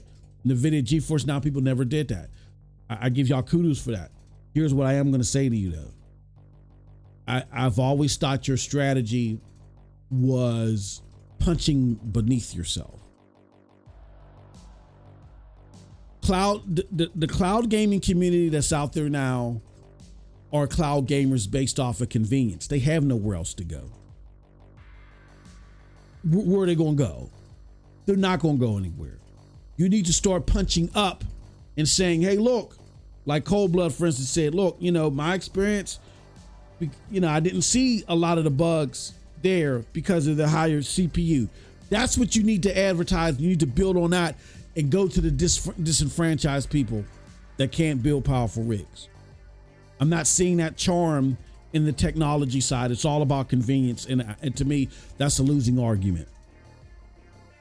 Because I want to be wild. I want to be wild. And when you're in this industry, you got to keep moving. You got to wow, or you'll never crack through and get an audience. You got to get some, and I'm not saying you're going to get half of the mainstream. No, but you get a significant enough portion to put this thing in the black consistently, so you're not capping shit off at 100 hours. Yeah, I always thought that was a losing strategy, a punching down strategy. You just focusing your sights on cloud gamers. You got to move beyond that, because where else are they going to go? They're not going anywhere else. They have nowhere else to go because they can't get a console. They can't afford one. They don't have time to deal with one. And just the way things are, you are of the top two options that they have. So now start punching up. GeForce Now, you gotta get mods and do something about with all this bugs and shit, man. It shut off my HDR. It's bullshit. Anyway, all right. Any final words, Cold Blood, before we get out of here? Well, the capture card is ready. All right. We only need to add some effects to it and stuff, and then it's go time for maybe metaphor. I don't know. All right. Yeah, it's gonna be some good shit. All right, y'all. Well, now, we'll get out of here. Okay, brother. Now the PlayStation footage is gonna be at 4K. Yeah. Like the PC footage. Woo! Yes, that's gonna be sick, bro. Going to be sick. All right, y'all. We're gonna get out of here. Until next time, y'all have a wonderful gaming day. Peace. Oh, what capture card you get? What is it? The Avers Media? Yeah, the Ava Media Live Gamer Ultra 2.1. Yeah, he got the 2.1. I got the 2.0. So that 2.1 makes a big difference, bro. Huge difference. And I'm telling y'all, I only get Avers Media. Fuck Elgato. I don't even fuck with them. I only fuck with Avers Media. He's just sending you. Okay. All right, folks, we out of here. Until next time.